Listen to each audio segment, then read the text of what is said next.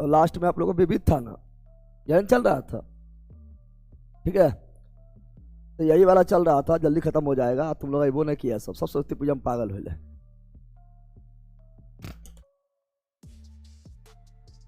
Time पर आए तब ना अथी।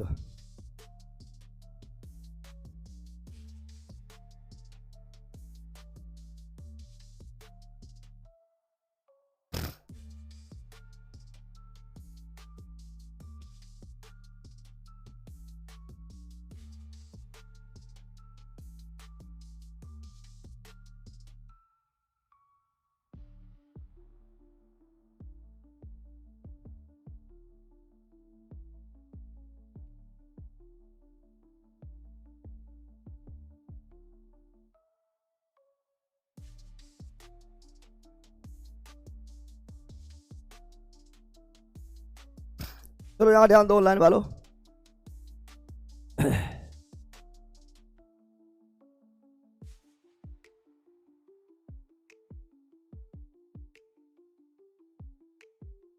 चलो यहाँ ध्यान दो। तो हम लोग देख रहे थे यही विविध था। विविध में आपका जो है थ्योरी नहीं है, ये अष्टटी की तरह है, ठीक है ना। अष्टटी की तरह वो जल्दी खत्म हो जाएगा। अरे पहला छुट्टी हमने देते, ये लोग छुट्टियां मारता है बकलोल कहीं का। अभी भी देखो सब लोग इधर उधर घूमने में है।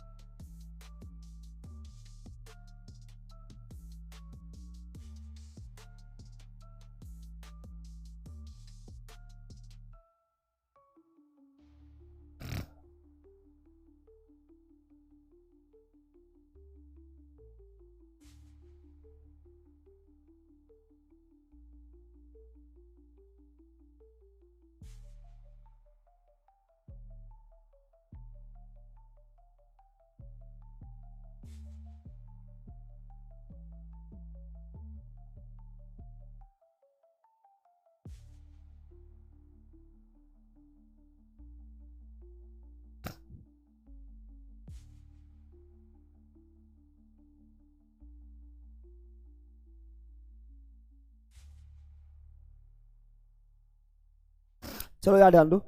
तो हम लोग यही देख रहे थे, जिसमें कहाँ तक देख चुके थे, नहीं देखे थे। यहाँ पर ध्यान दो, आप लोग कमेंट कर दीजिएगा। आज आपका जो है फिजिक्स आज जो है आपका खत्म हो जाएगा। ऐसे फिजिक्स तो बहुत पहले खत्म हो जाता, बट क्लास से बीच हम कट गया था लाइट प्रॉब्लम के कारण। तो फिजिक्स आज हो जाएगा। उसके बाद केमिस्ट्री या बायोलॉजी कुछ लेकर आ जाएंगे, ठीक है ना। बायोलॉजी थोड़ा लंबा चलेगा, केमिस्ट्री थोड़ा कम चलेगा, ये केमिस्ट्री में चैप्टर थोड़ा कम होता है। तो यहाँ ध्यान दो, निम्नलिखित तकनीक आविष्कारों में से कौन सबसे पहले हुआ था। ये पढ़ा दिए थे, नहीं पढ़ाए थे, ये सब करवा दिए थे। अब बीच में कट गया दूरबीन, क्या बताए थे, जिसका खोज क्या, गैलीलियो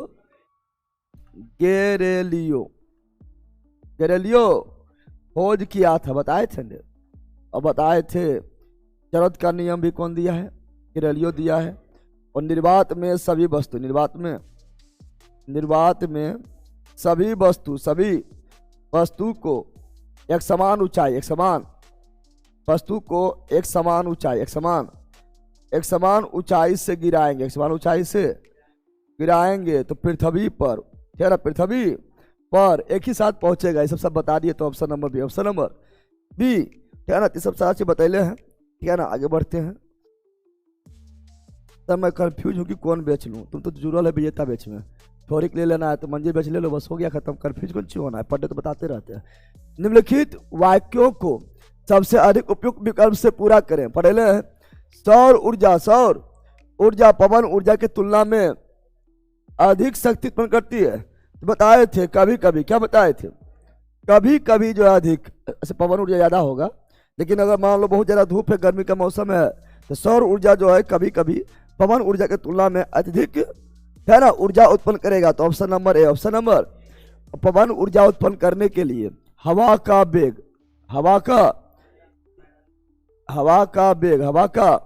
कम से कम 15 किलोमीटर प्रति घंटा होना चाहिए। 15 किलोमीटर पवन चक्की चलने के लिए, पवन चक्की जो चलता है, पवन चक्की से पवन ऊर्जा उत्पन्न करने के लिए कम से कम 15 किलोमीटर प्रति घंटा हवा का वेग होना चाहिए। तो ऑप्शन नंबर है। ऑप्शन नंबर, हवा का वेग किस यंत्र से मापते हैं? हवा का वेग किस यंत्र से मापते हैं? एनीमोमीटर। भूल गया कि रे? Anemometer, anemometer. तो ऑप्शन नंबर है, option number H, right, H. और जितना भी ऑनलाइन वाला है, जो शुरू से नहीं देखा है शुरू से देख लेना, क्योंकि फिजिक्स का अंतिम है, ठीक है ना, अंतिम है। और इसमें जो ज़रा आपका फैक्ट मिलेगा, समझाने वाला इसमें नहीं है, स्टैटिक है ये, ठीक है। तो शुरू से देख लेना, ज़्यादा क्लास नहीं है, 2500 क्लास से है, ठीक है ना, इतना नहीं देख पाएगा लड़के का। 25 क्लास देखिएगा तो आपको पूरा फिक्स से हो जाएगा। जरूर देख लेना जो नहीं देखा है, ठीक है। आगे बढ़ते हैं। अगला क्वेश्चन ये रहा, ओडोमीटर एक ऐसा उपकरण है जिसका उपयोग गाड़ियों में मापने के लिए किया जाता है। तो ओडोमीटर किसको मापने के लिए? ओडोमीटर दूरी, ओडोमीटर दूरी, ओडोमीटर। और गति बोलेगा तो स्पीडोमीटर, स्पीडो। आप लोग देखते हैं गाड़ी चलाते हैं तुरंत भी जो है 10 की स्पीड, 20 की स्पीड, 30, 40, 50, 60, 70, 80, 90, 100, 100, 200 पीछे जाके भितरा जाओ खेते में, ठीक है ना। ये जो वेग जो बताता है, तात्क्षणिक वेग जो बताता है, वो स्पीडोमीटर, स्पीडो। और कितना दूरी तय किया है, ठीक है ना, यानी गाड़ी द्वारा कुल कितना दूरी तय किया गया है, 1000 किलोमीटर, 2000 किलोमीटर, 3000 किलोमीटर सर्विसिंग करवाना है, तो गाड़ी कितना दूरी तय किया है वो बताता है ओडो मीटर। दूरी बताता है ओडो मीटर, दूरी बताता है ओडो मीटर। और गति बताता है स्पीडो मीटर। लेकिन ये बताए थे हवा के बारे में पूछेगा, हवा लिखकर हवा का गति बोल दे, या हवा का वेग बोल दे, या हवा का शक्ति बोल दे, शक्ति, है ना। तो एनीमोमीटर क्या बताए थे? एनीमोमीटर, एनीमोमीटर, एनीमो। इसका option number A, option number A, right, H, right. अगला ये रहा, ये तो पहले दिए हैं, है ना। कुछ राशियों के भौतिक गुण को दर्शाने के लिए उनके परिणाम के साथ दिशा भी होता है। दिशा होगा सदिश, दिशा होगा सदिश, और दिशा नहीं होगा अदिश। तो बार बार हम सदिश लिखा लेते हैं, आप लोग को बताते हैं सदिश। क्या बताते हैं? जिसमें दिशा हो, परिणाम के साथ दिशा हो, सदिश। कौन चीज? Vector quantity. जैसे बताते हैं विस्थापन, क्या बताते हैं? विस्थापन क्या है? सदिश है। वेग क्या है? सदिश है। वेग क्या है? सदिश है। त्वरण क्या है? सदिश है। मंदन क्या है? सदिश है। बल क्या है? सदिश है। भार क्या है? सदिश है। भार क्या है? सदिश है। संवेग क्या है? सदिश है। आवेग क्या है? सदिश आवेग क्या है? सदिश कोणीय त्वरण हो, कोणीय, कोणीय देखो यहाँ पर कोणीय विस्थापन हो, है ना, कोणीय विस्थापन हो, या कोणीय वेग हो, क्या हो? वेग हो, या कोणीय त्वरण हो, या कोणीय संवेग हो। ये सभी सदिश क्या है? सदिश क्या है? सदिश हो जाएगा। बल आघूर्ण क्या है? सदिश बल आघूर्ण क्या है? सदिश बल आघूर्ण क्या है? सदिश हो गया है। बात कर लिया, बात हो गया है। जिसका नंबर बोले थे वो लड़का बात हुआ, नंबर लिया उसका, कर लेना। इधर आओ, इधर आओ। जितना उठा है लाठी ले जाओ तो, और जितना उठा है बच्चा उसके मार के लेके आओ तो। पहले इधर इधर पहला ही सरस्वती पूजा एक दिन हुआ ना, 5 दिन सबके बैला के बकवासे करेगा। इधर आओ, इधर आओ।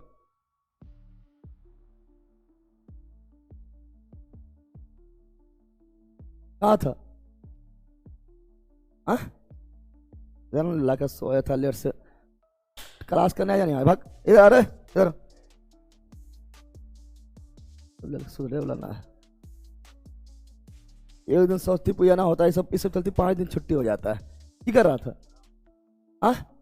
लेट सो जा। पढ़ रहा था। इतना इस तरह नहीं पढ़ने, क्लास छोड़िए। भाग, पढ़ रहा था जानवर का एक सब अलगे पढ़ाई पड़ेगा ना। लास्ट से लेट सोते हैं, रात में भी क्लास ना हो रहा, रात में लेट सोत रहा है। सब लेला का मुड़ का इधर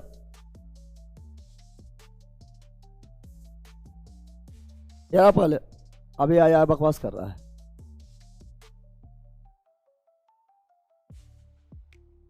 की कर रहा था? अरे अभी ना आया है। पक ये जान लो, बल आगुन बल, आगुन बल। और बताए थे क्या? और बताए थे आपको कोई भी क्षेत्र रहेगा, ऐसे मान लो है विद्युतीय क्षेत्र। क्या है?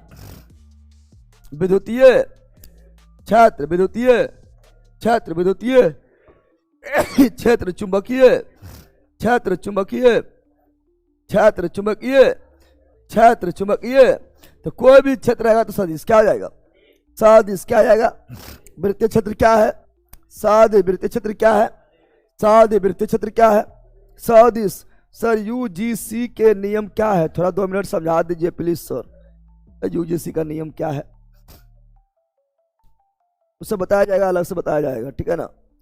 यूजीसी का नियम है जिसके साथ मतलब आप लोग अच्छा बाद में बताएंगे, उसके लिए थोड़ा बड़ा टॉपिक है, ठीक है ना। आइए पढ़ो चुपचाप। चुंबकीय क्षेत्र, और यहाँ तक कि विद्युत क्षेत्र जो है सदिश राशि है। चुंबकीय क्षेत्र जो है सदिश राशि है, लेकिन विद्युतीय क्षेत्र सदिश है। विद्युत धारा बोलेगा तो अदिश, विद्युत धारा बोलेगा तो अदिश, विद्युतीय क्षेत्र बोलेगा तो सदिश। अगर से बोलेगा कौन चीज बोलेगा? विद्युतीय क्षेत्र चुंबकीय क्षेत्र सदिश है। चुंबकीय क्षेत्र क्या है? सदिश है। लेकिन बोलेगा विभव अथी क्या बोलता है उसको? आप लोग को बोल देगा, फिर को आ रहा है, जितना आएगा सबको इधर भेजना है, ठीक है ना। चुंबकीय फ्लक्स क्या बोलेगा? तो चुंबकीय फ्लक्स अदिश है। चुंबकीय फ्लक्स क्या है? अदिश। चुंबकीय फ्लक्स क्या है? अदिश। चुंबकीय फ्लक्स क्या है? अदिश। चुंबकीय फ्लक्स क्या है? अदिश। जिसका option number A. Option number इतना ही सदिश है, इतना ही सदिश है। अगला ये रहा, बताओ। किसी गर्म भट्टी में उत्सर्जित विकिरण होता है। कोई भी गर्म भट्टी में उत्सर्जित विकिरण क्या होता है? किसी भी गर्म भट्टी में उत्सर्जित विकिरण क्या होता है? जल्दी बताओ। किसी भी गर्म भट्टी में उत्सर्जित विकिरण क्या होता है? अरे गर्म पदार्थ से निकलेगा कौन किरण? गर्म पदार्थ से कौन किरण निकलता है? अवरक्त निकलता है। कोई भी गर्म पदार्थ रहेगा क्या निकलेगा? अवरक्त। क्या निकलेगा? अवरक्त। क्या निकलेगा? किसी भी गर्म पदार्थ से, ठीक है ना। गर्मी प्रदान करने वाला किरण, बस इतना जान लो। गर्मी प्रदान करने वाला किरण, गर्मी प्रदान करने वाली किरण, करने वाली किरण वो कौन है? गर्मी प्रदान करने वाला किरण जो अवरक्त क्या है? अवरक्त क्या है? अवरक्त बोले तो इंफ्रारेड, इंफ्रारेड, इंफ्रारेड, इंफ्रा। तो हम जानते हैं बहुत सारा किरण है, गामा है, एक्स है, पराबैंगनी है, दृश्य है, अवरक्त है, सूक्ष्म है, दीर्घ है। लेकिन गर्मी प्रदान कौन करता है? अवरक्त। कौन? अवरक्त। जैसे मान लो पृथ्वी गर्म हो गया है तो बहुत सारा किरण आया, लेकिन गर्म होगा किस से? अवरक्त से। किससे गर्म होगा? अवरक्त, इंफ्रारेड, इंफ्रारेड से गर्म होगा, ठीक है ना। तो option number C, option number C, option number. ऐसे निकलेगा विकिरण ऊर्जा। क्या निकलेगा? विकिरण ऊर्जा। किसी भी गर्म पदार्थ से, किसी भी गर्म पदार्थ से, गर्म पदार्थ से कौन ऊर्जा निकलता है? पहला, किसी भी गर्म पदार्थ से कौन ऊर्जा निकलता है? विकिरण ऊर्जा, विकिरण ऊर्जा, विकिरण ऊर्जा, विकिरण। किसी भी गर्म पदार्थ से निकलता है विकिरण ऊर्जा। क्या निकलता है? विकिरण ऊर्जा, विकिरण ऊर्जा। और विकिरण ऊर्जा जो है ये परम ताप के चतुर्थ घात के समानुपाती होता है। पढ़ाए थे यार को, तुम लोग भूल भी गया होगा।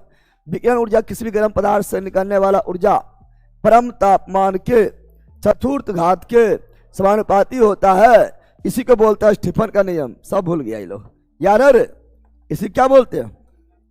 स्टीफन का नियम। स्टीफन का। इसी पर काम करता है पायरोमीटर। कौन करता है? पायरोमीटर। पायरोमीटर को हिंदी में बोलते हैं पूर्ण विकिरण तापमापी। विकिरण ऊर्जा को मापता है ये। और पायरोमीटर उच्च तापमान क्या मापता है? उच्च तापमान को मापता है। पायरोमीटर क्या मापता है?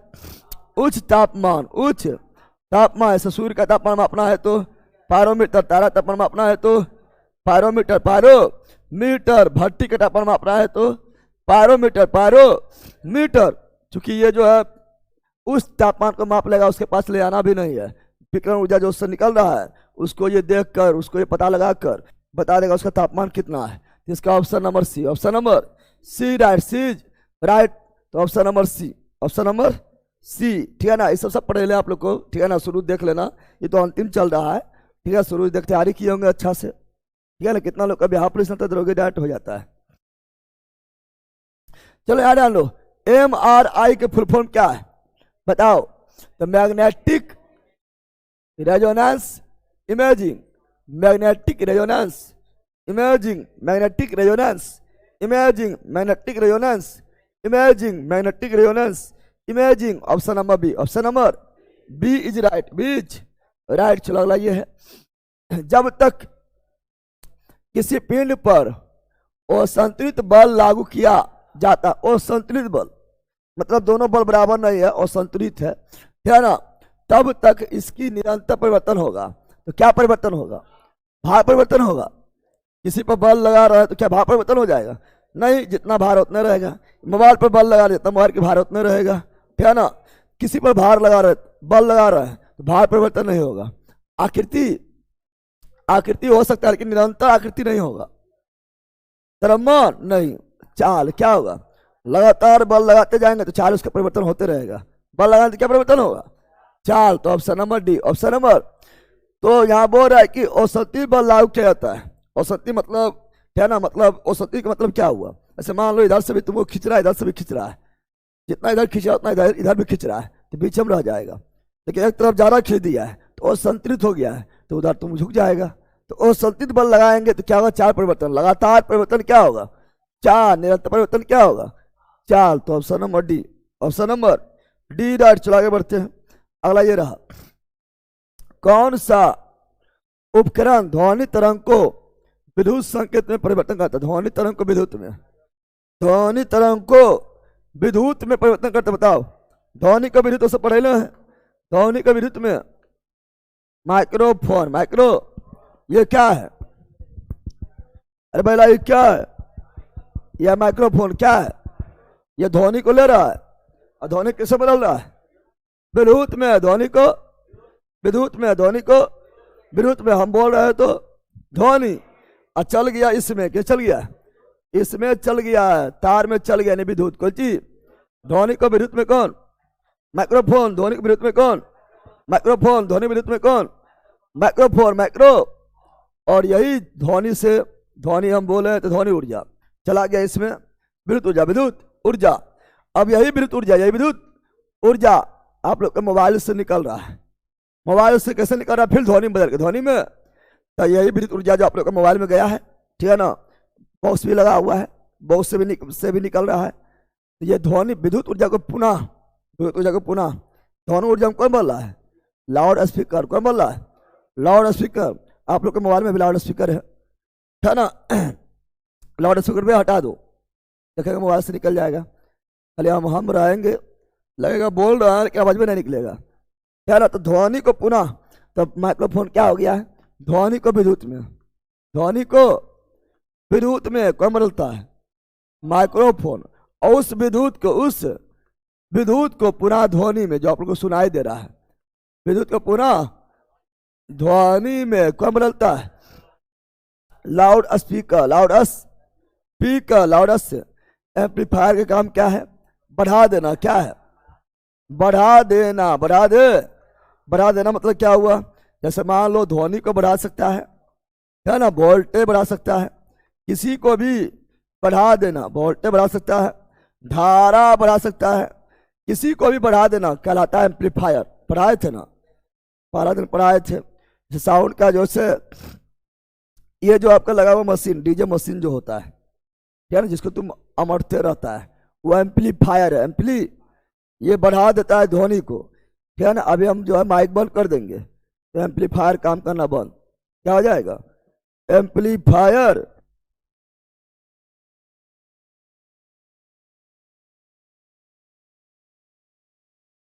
एम्पलीफायर काम कर रहा है, ध्वनि क्या बढ़ गया, क्या हुआ? एम्पलीफायर का काम है ध्वनि को बढ़ा देना, ध्वनि को बढ़ा देना, जितना मत देंगे उतना बढ़ जाएगा। तो ऑप्शन नंबर ए। चल आगे बढ़ते हैं, जल्दी निकलते समय, ये सब पढ़े सब आप लोग को है। हिंदी में से कौन सा कथन गलत है? कौन कथन गलत है? विमुक्त बल मौजूद नहीं होता है, वियुक्त बल मौजूद नहीं होता है। वियुक्त मतलब हो गया है कि दो बल, क्या ना। आगे देखते हैं, बल युग में होता है, हाँ बल युग में होता है। क्रिया और प्रतिक्रिया बल भिन्न भिन्न पीठ पर होता है, हाँ सही है, न्यूटन का थर्ड नियम पढ़ाए थे। क्रिया और प्रतिक्रिया समान पीठ पर होता है, क्रिया और प्रतिक्रिया बल समान पिंड पर लगते हैं, एक पिंड पर लगता है, क्या ना। क्रिया की हो गया है।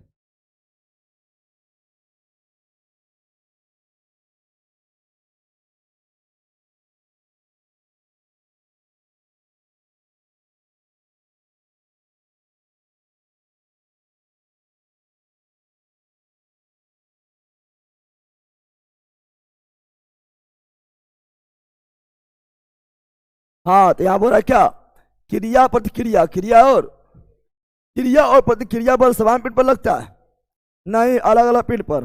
पढ़ाए थे न्यूटन का थर्ड नियम, पढ़ाए थे यार करो, जब पहला पढ़े लियो रे, न्यूटन का थर्ड नियम, न्यूटन का तृतीय नियम,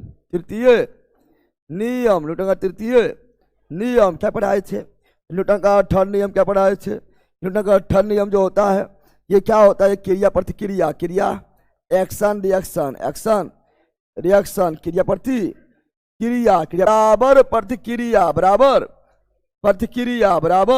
प्रतिक्रिया होता है, वो भी भिन्न भिन्न दिशा है ना, भिन्न भिन्न वस्तु पर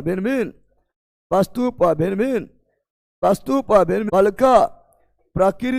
का प्रकृति प्राप्त होता है। तो थर्ड नियम बोलता है क्या, क्रिया प्रतिक्रिया बल समान पिंड पर नहीं बल्कि असमान पिंड, भिन्न भिन्न पिंड पर समागे बैला, तो एक ही वस्तु पर नहीं होता है। तो तोरे मारा कोई एक थप्पड़ कस के की करेगा, तो ओकरा मारेगा कि अपने गला में फिर मार लेगा, तो बैला तोरा तुमको मार दिया एक थप्पड़ को कस के हुमच के, की करेगा, तुम उसको मारेगा कि तू अपने गला में मारेगा फिर कि हो क्रिया प्रतिक्रिया क्या ना, ई गरम मार के तबड़ी गरम हम अपने मार ले, एक वस्तु पर होगा कि उसका दूसरा गाल में देगा, तो भिन्न भिन्न वस्तु समा गया। तो अलग अलग वस्तु चाहिए, ऑप्शन नंबर सी राइट। चला आगे बढ़ते हैं, अगला ये रहा ओमिक उपकरण मतलब वैसा उपकरण जो ओम का नियम पालन करता है, ओम का नियम पालन करेगा तो ओमिक उपकरण, सब पढ़े ले अरे ओम का नियम पालन करेगा तो ओमिक उपकरण कहलाएगा। ओमिक उपकरण, तो ओमिक उपकरण को वर्तमान वोल्टेज ग्राफ इसके रूप में होता है। तो पढ़े ले आप लोग को पढ़ाए तो ओमिक उपकरण रहेगा, तो हम जानते हैं ओमिक उपकरण में क्या होता है, V समानुपाती I, जहाँ नियत तापमान पर ठीक है किसी चालक तार में प्रवाहित होने वाला विद्युत धारा उसके वोल्टेज के समानुपाती होता है ना, पढ़ाए थे। नियत तापमान पर किसी चालक तार में, नियत तापमान पर किसी चालक तार में प्रवाहित होने वाला विद्युत धारा उसके सिरों के बीच उत्पन्न विभवांतर के समानुपाती होता है, हजार में पढ़ाए थे। और यहीं पर जो है जब समानुपाती हटाएंगे तो आएगा आर, क्या आएगा, और आर क्या है, तो आर आपका जो है ये प्रतिरोध है, नियतांक है, क्या है, नियतांक है, क्या है, नियतांक मतलब इसका मान फिक्स रहेगा, क्या रहेगा, फिक्स नियतांक है, कांस्टेंट है, इसका मान फिक्स रहेगा। यानी आई बढ़ेगा तो भी बढ़ेगा, आई बढ़ेगा तो भी बढ़ेगा, लेकिन जब इसका अनुपात लेंगे आ बराबर क्या हो जाएगा, तो आ बराबर हो जाएगा आई के इधर भेज दो भी बटा आई, यानी इसका अनुपात हमेशा समान होगा। अनुपात क्या होगा, समान लो आई है यहाँ ध्यान लो, आई है 10 तो भी है कितना, आई मान लो 10 है, ठीक है ना, या मान लो आई है 5 है, आई कितना है 5 है, भी है 10, कितना काट दिए कितना हो गया है 2, कितना हो गया, आई कर दिए 2 गुना 10 तो भी हो जाएगा 2 गुना 20, काट दिया फिर कितना आ जाएगा 2, आई कर दिए 3 गुना 30 तो भी हो जाएगा अभी 3 गुना कितना, भी गुना भी हो जाएगा 3 गुना कितना, आई करेंगे 3 गुना तो 15, कितना हो जाएगा 15, अभी हो जाएगा 3 गुना कितना 30, फिर काटने कितना आ जाएगा 2। यानी आर के मान कांस्टेंट, होता है, नियतांक होता है, क्या होता है, इसी प्रतिरोध क्या बोलते हैं, पढ़े ले हैं सब, पढ़े ले आप लोग को। तो हम जानते हैं जब भी समानुपाती हो, जब भी दो गो समानुपाती हो, क्या हो, जब भी कोई दो आपस में समानुपाती हो तो उसका ग्राफ कैसा होता है, उसका ग्राफ होता है समानुपाती रहेगा तो उसका ग्राफ होता है सरल रेखा, पढ़े ले थे तब पढ़े ले। जब भी कोई समानुपाती रहेगा तो ग्राफ कैसा होता है, सरल रेखा, तो रेखिक graph. Option number D, option number ने पढ़े ले बैला कहेगा। आप लोग को इलेक्ट्रिक करंट भी सदम में पढ़े ले हैं, लेकिन यहाँ पर तो आपको विविध में भी आ जा रहा है, क्या, तो ऑप्शन नंबर डी, राइट। जब भी समानुपाती रहेगा तो एकदम ग्राफ होगा सरल, क्या होगा, यहाँ भी समानुपाती आई हो या कोई भी समानुपाती रहेगा सीधा रहेगा तो ग्राफ होगा सरल रेखा। चलो आगे बढ़ते, अगला ये रहा, एक कार की गति किस पर निर्भर करती है, एक कार की गति किस पर निर्भर करती है बताओ। कार की गति स्पीडोमीटर से कार का वेग मापते हैं, दिशा में बदलाव पर, है ना, या गति में बदलाव पर या गति वर्धन में बदलाव पर। एक कार की गति किस पर निर्भर करता है? एक कार की गति किस और नहीं करता है, नहीं करता है गति में बदलाव पर। गति बदल रहा है तो गति पर निर्भर करबे करेगा। दिशा में बदलाव पर है ना, या गति वर्धन में बदलाव पर। गति वर्धन मतलब वही गति जो बढ़ रहा है, गति में जो बढ़ रहा है उसमें बदलाव पर या स्पीडोमीटर पर। यह कार की गति किस पर निर्भर नहीं करता है, बताओ। अरे दिशा में बदलाव यहाँ पर है, स्पीडोमीटर से कोई मतलब नहीं है। स्पीडोमीटर केवल गति को बताएगा, ये गति को है ना, गति को बताएगा कितना स्पीड चल रहा हो बताएगा। कि गति को बढ़ाने घटाने में से कोई योगदान थोड़े है, ये तो केवल बताता है। इसलिए ऑप्शन नंबर है, ऑप्शन नंबर ए राइट एज। अब दिशा में बदलाव हो जाएगा, जो दिशा पर जो है अपने आप गाड़ी तुम जितना स्पीड में चल रहा उतना स्पीड में नहीं चल पाएगा। दिशा जहां पर आएगा तो वहां पर स्लो करके मोड़ेगा, है ना। और दिशा बदलने पर जो है दिशा बदलेगा तो चाल बदलने के बेग बदल जाता है, क्योंकि बेग क्या निश्चित दिशा होता है, क्या होता है, दिशा पर निर्भर करता है। और स्पीडोमीटर तो ये यंत्र है तो इस पर निर्भर नहीं करेगा। चलो आगे बढ़ते हैं। अगला आपका ये रहा, बताओ बादलों के गर्जन के दौरान बादल जब गरजता है तो कौन ऊर्जा किससे बदलता है? बादल जब गरजता है तो कौन सा ऊर्जा किससे बदलता है, बोलो। बादल जब गरजता है कौन ऊर्जा किससे बदलता है? घर्षण ऊर्जा, गति ऊर्जा, स्थिति ऊर्जा, गति ऊर्जा, बताओ। बताओ पहले बताओ बादल कब गरजता है? पहला बादल सब कब गरजता है? जब बादल आपस में टकराता है, टकरा रहा है यानी स्थिति तो होगा नहीं, गतिज क्या होगा? टकरा रहा है यानी गतिज। कौन चीज? गति ऊर्जा किससे बदलता है? विद्युत ऊर्जा में, प्रकाश और ध्वनि। प्रकाश और जब बादल टकराएगा यानी गतिज, टकराने के बाद क्या होता है? प्रकाश और ध्वनि। पहले क्या दिखाई देता है? प्रकाश। उसके बाद कुछ देरी बाद क्या सुनाई देगा? ध्वनि। क्यों?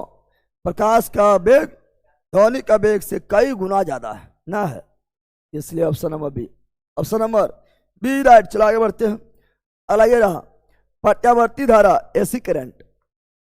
प्रत्यावर्ती यानी एसी, अल्टरनेटिव करंट। प्रत्यावर्ती धारा का आविष्कार किसने किया था? प्रत्यावर्ती धारा का आविष्कार किसने किया था? Nikola Tesla. Nikola Tesla, Nikola Tesla, Nikola. AC current का आविष्कार कौन किया था? Nikola Tesla. प्रत्यावर्ती धारा का आविष्कार कौन किया? Nikola Tesla, Nikola. और थॉमस अल्वा एडिसन। विद्युत बल्ब, विद्युत बल्ब, विद्युत बल्ब का आविष्कार किया थॉमस अल्वा एडिसन। और ये प्रकाश विद्युत प्रभाव, प्रकाश विद्युत प्रभाव का खोज नहीं किया बल्कि व्याख्या किया। खोज किया था हटज। कौन किया था? प्रकाश विद्युत प्रभाव का व्याख्या, कौन चीज? व्याख्या किया। क्या किया है? व्याख्या किया था 1905 में, 1900। इसके लिए 1921 में नोबेल पुरस्कार मिला फिजिक्स का अल्बर्ट आइंस्टीन। ई बराबर mc²। कौन दिया है? Albert Einstein. अपेक्षिकता का सिद्धांत या सापेक्षिकता, सापेक्षिकता का सिद्धांत कौन दिया है? Albert Einstein. अल्बर्ट आइंस्टीन दिया था ने। न्यूटन जो गति नियम, गति का नियम कौन दिया था? न्यूटन। कौन दिया था? गुरुत्वाकर्षण, गुरुत्वाकर्षण सिद्धांत कौन दिया था? गुरुत्वाकर्षण सिद्धांत कौन दिया था? न्यूटन। कौन दिया था? न्यूटन। शीतलन नियम कौन दिया था? शीतलन नियम जानता है ना, पढ़ाए थे, हिट में पढ़ाए थे। शीतलन नियम, शीतलन, शीतलन का नियम, शीतलन का नियम कौन दिया था? न्यूटन। कौन दिया था? न्यूटन ने दिया था। देखो आप लोग भी एग्जाम दिए होंगे तो हम बोलते हैं फिजिक्स में आपका 2 चैप्टर जो काफी इंपोर्टेंट है, एक इलेक्ट्रिक करंट और एक आपका जो लाइट। देखो एग्जाम भी दिया तो क्वेश्चन वही दोनों ज्यादा था, वही दोनों क्वेश्चन था। बाकी तो पूरा फिजिक्स से छूट जाता है, इसलिए हम फिजिक्स से पहले इलेक्ट्रिक करंट और लाइट और इलेक्ट्रिक करंट पढ़ाते हैं। ये एग्जाम में वही दोनों रहबे करेगा, खास करके फिजिक्स में नहीं रहता है, वही दोनों रहता है ना। चलो यहाँ ध्यान दो। शीतल नियम कौन दिया? न्यूटन। प्रिंसिपिया पुस्तक, प्रिंसिपिया पुस्तक कौन लिखा है? प्रिंसिपिया पुस्तक कौन लिखा है? न्यूटन। का प्रकाशन कब हुआ था? 1687, 1600। ऑप्शन नंबर है, ऑप्शन नंबर। प्रत्यावर्ती धारा एसी करंट का खोज किया निकोला टेस्ला, निकोला टेस्ला। चलो आगे। पिस्तौल का आविष्कार, रिवाल्वर। रिवाल्वर का आविष्कार कौन किया? सिक्सर के 6 गोली, बड़े डांस करता है। चलो बड़ा सिक्सर के 6 गोली छाती में खाली मारेगा। कभी बंदूक देखा ना, गोली चलाए बात करता है।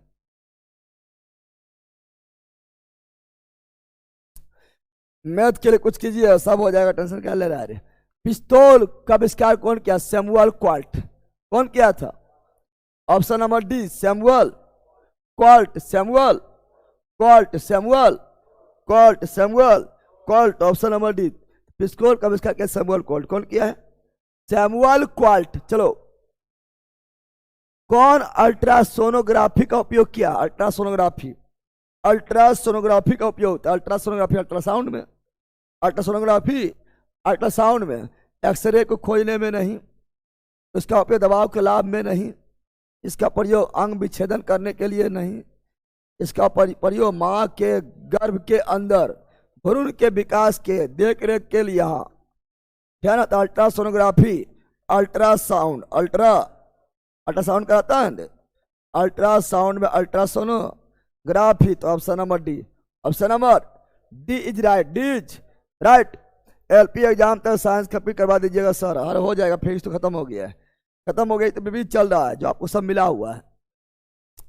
सौर ऊर्जा संग्राहकों में, सौर ऊर्जा संग्राहक मतलब हुआ कि सौर ऊर्जा एब्जॉर्ब कर रहा है, अवशोषित कर रहा है, जमा कर रहा है।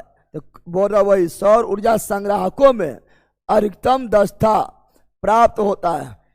यानी अधिकतम दक्षता मतलब अधिकतम शक्ति किसका होगा? यानी जो ज्यादा ऊर्जा को संग्रह करेगा उसका दक्षता उतना ज्यादा होगा। है ना? तो बताओ, यहाँ पर कुछ उपकरण का नाम दिया हुआ है, कौन ज्यादा ऊर्जा संग्रह करेगा? बताओ, 4 को दिया हुआ है।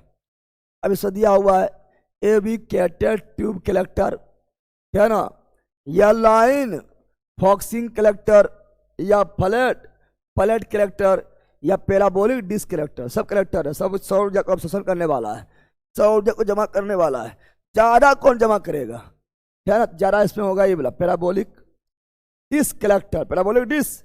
अब इसमें होता क्या है? देखो ये सब होता क्या है, ये आपका है क्या, ये दिख रहा है सौर ऊर्जा आ रहा है, तो ये आपका है ये वाला एवेक्यूएटेड ट्यूब कलेक्टर। ट्यूब है ना, बना हुआ, ट्यूब बना हुआ है, ट्यूब मत बना हुआ ट्यूब कलेक्टर। ये क्या है?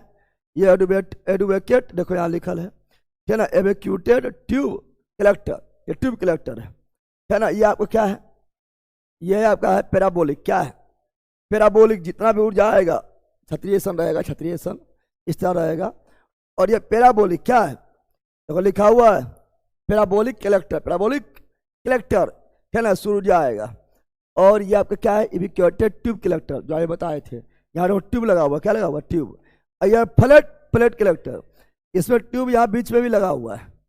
और यह फ्लैट यानी प्लेन कलेक्टर, प्लेन कलेक्टर। सबसे ज्यादा ऊर्जा कौन जमा करेगा? तू करेगा ये वाला, इसका क्षेत्र बहुत बड़ा होता है, ये वाला क्षेत्र बड़ा होता है ना, इसीलिए हो जाएगा पैराबोलिक। क्या आ जाएगा? Parabolic, para. तो option number D, option number D parabolic disc collector, parabolic disc collector है ना। उसके बाद होगा ये वाला फ्लैट वाला। ठीक है, चलो आगे बढ़ते हैं। अगला ये रहा, एक पेड़ की शाखा पर बैठा बंदर।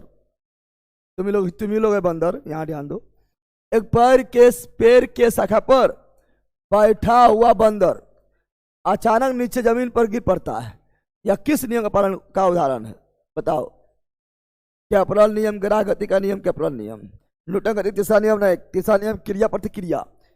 गिरता और फिर उछल के चल जाता पेड़ पर। अब ऐसा गेंद को पटकते हैं, गेंद को मारेंगे नीचे तो गेंद आएगा ऊपर, तब एक्शन रिएक्शन होगा। ठीक है ना। द्रव्यमान संरक्षण नहीं, द्रव्यमान संरक्षण यहाँ टूट फूट के बिखर थोड़े गया है। अगर मान लो कोई वस्तु है उसको पटक दिए हैं, टूट के बिखर गया है, तो पहले द्रव्यमान और बाद में द्रव्यमान समान रहेगा। यहाँ ऊर्जा संरक्षण क्या होगा?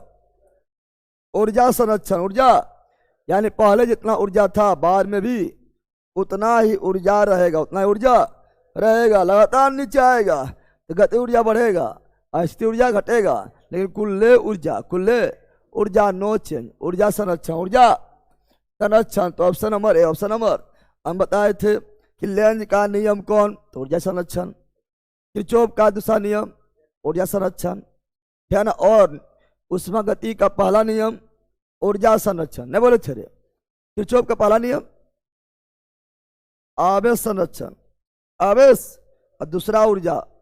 अगला, भविष्य में रेडियो टेलीफोन टेलीग्राफ, भविष्य में रेडियो टेलीफोन टेलीग्राफ और टेलीविजन तक विकास के नींव किसने रखा था, है ना। ये नींव कौन रखा था?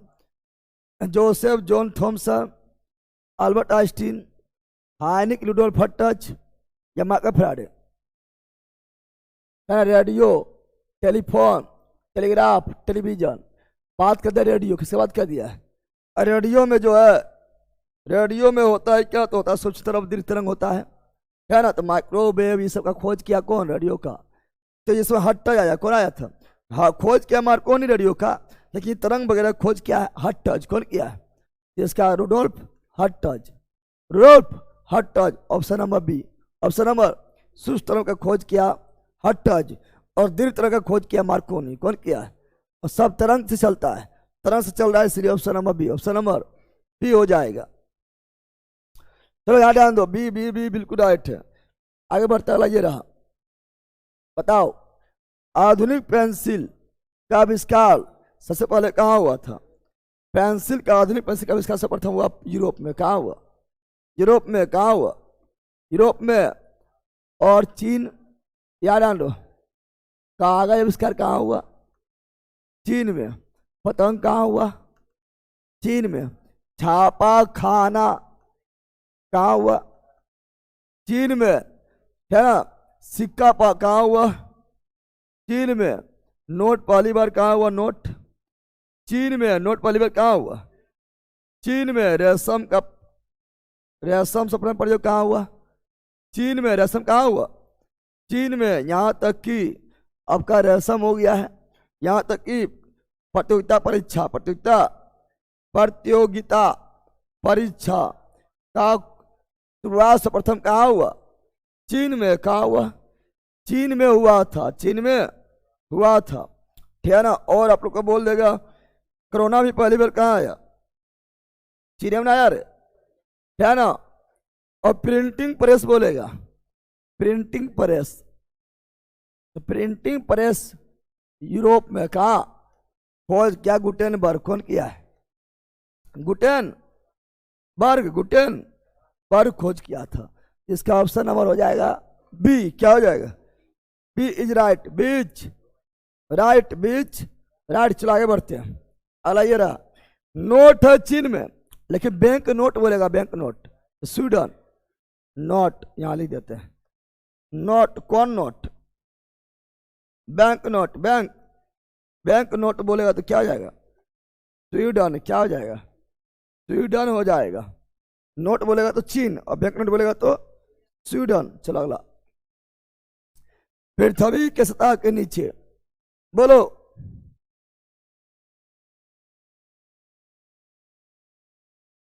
पृथ्वी के सतह के नीचे फंसी गर्मी को कहते हैं, उसे पृथ्वी सतह के नीचे। पृथ्वी मतलब भू, पृथ्वी मतलब भूतापीय ऊर्जा, पृथ्वी मतलब भू, भूगोल, पृथ्वी गोल, तो भू के नीचे भूतापीय ऊर्जा। Option number D, option number D सही हो जाएगा, क्या ना। D is right, D is.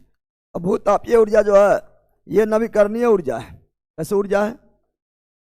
नवीकरणीय ऊर्जा, नवीकरणीय ऊर्जा, नवीकरणीय। तो ऑप्शन नंबर हो जाएगा बी। क्या हो जाएगा? है ना। आगे बढ़ते हैं, अगला डी हो जाएगा। भौतिक अनुसंधान प्रयोगशाला, भौतिक अनुसंधान प्रयोगशाला किसके द्वारा स्थापित किया गया है? यह किया गया है, भौतिक अनुसंधान प्रयोगशाला का आविष्कार किया गया है होमी जहांगीर भाभा। हम जानते हैं भाभा एटोमेटिक रिसर्च सेंटर कहाँ पर है? Trombay, Maharashtra. Trombay, Bhabha atomic research centre कहाँ पर है? ट्राम्बे, महाराष्ट्र। हम जानते हैं भारतीय परमाणु विभाग, भारतीय परमाणु विभाग का जनक, विभाग का जनक किसे कहा जाता है? यही डॉक्टर होमी जहांगीर भाभा। और भारतीय अंतरिक्ष का जनक, भारतीय अंतरिक्ष कार्यक्रम, भारतीय अंतरिक्ष कार्यक्रम का जनक, भारतीय अंतरिक्ष कार्यक्रम का जनक किसे कहा जाता है? तो विक्रम साराभाई, विक्रम साराभाई। और रमन प्रभाव खोज किया, रमन प्रभाव का खोज किया सीवी रमन। कब किया? पहला बोल रहे कब किया? 28 फरवरी 1928, इसलिए राष्ट्रीय विज्ञान दिवस, राष्ट्रीय विज्ञान दिवस कब मनाते हैं? 28 फरवरी, 28 फरवरी 28। और इसको मिला नोबेल पुरस्कार, इसी के लिए मिला है नोबेल पुरस्कार। कब दिया गया था? 1930 में। और इन्हीं के लिए मिला है भारत रत्न। क्या मिला है? पहला वैज्ञानिक नोबेल, भारतीय वैज्ञानिक नोबेल पुरस्कार विजेता और भारत रत्न विजेता, ठीक है ना? तो वह सीवी रमन। सीवी 1954 में, 1954 में। कब मिला है? भारत रत्न मिला 1954 में, नोबेल पुरस्कार मिला 1930 में, और भारत रत्न मिला 1954 में। 1954 में, 1954 में मिला है भारत रत्न। क्या मिला है? भारत रत्न मिला है। और सीवी रमन, रमन प्रभाव का खोज किया था प्रकाश के परिकिरण, प्रकाश के, रमन प्रभाव काम करता प्रकाश के परिकिरण के सिद्धांत पर। तो ऑप्शन नंबर हो गया क्या इसका? सी। क्या हो गया? सी राइट। याद रखना, भौतिक अनुसंधान प्रयोगशाला किसके द्वारा स्थापित किया गया है? CV Raman, sorry Homi Jahangir Bhabha. चलो आगे बढ़ते हैं।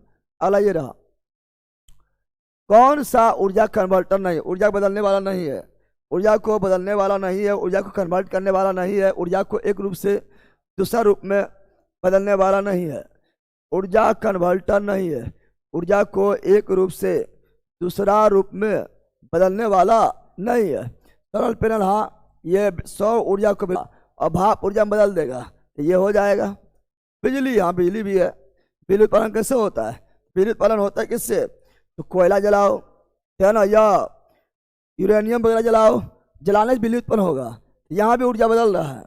लेकिन सादा गिलास ले लो, अरे गिलास ले लो, सादा मतलब शीश वाला गिलासा ले लो, उसको ऊर्जा बदलता है क्या? नहीं, ऊर्जा को रूपांतर नहीं करता है। इसलिए option number C, option number ऊर्जा कन्वर्टर नहीं है। तो अगला, अल्बर्ट आइंस्टीन और सिगमंड फ्रायड ने एक पुस्तक लिखी जिसका शीर्ष किया गया है, उसका शीर्ष क्या था?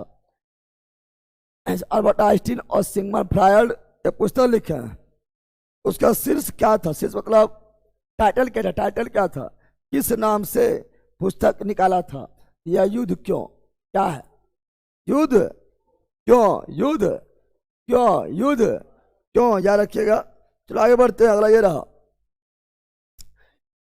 किसमें रेजल तकनीक, किसमें रेजल तकनीक का प्रयोग नहीं किया गया है?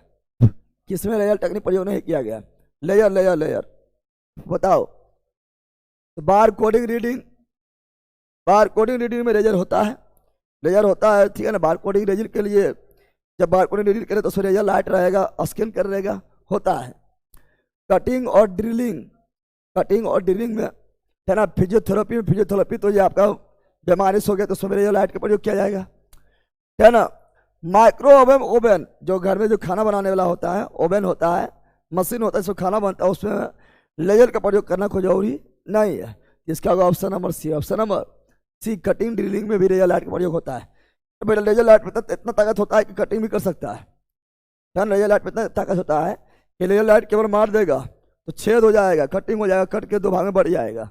कटिंग ड्रिलिंग में होता है।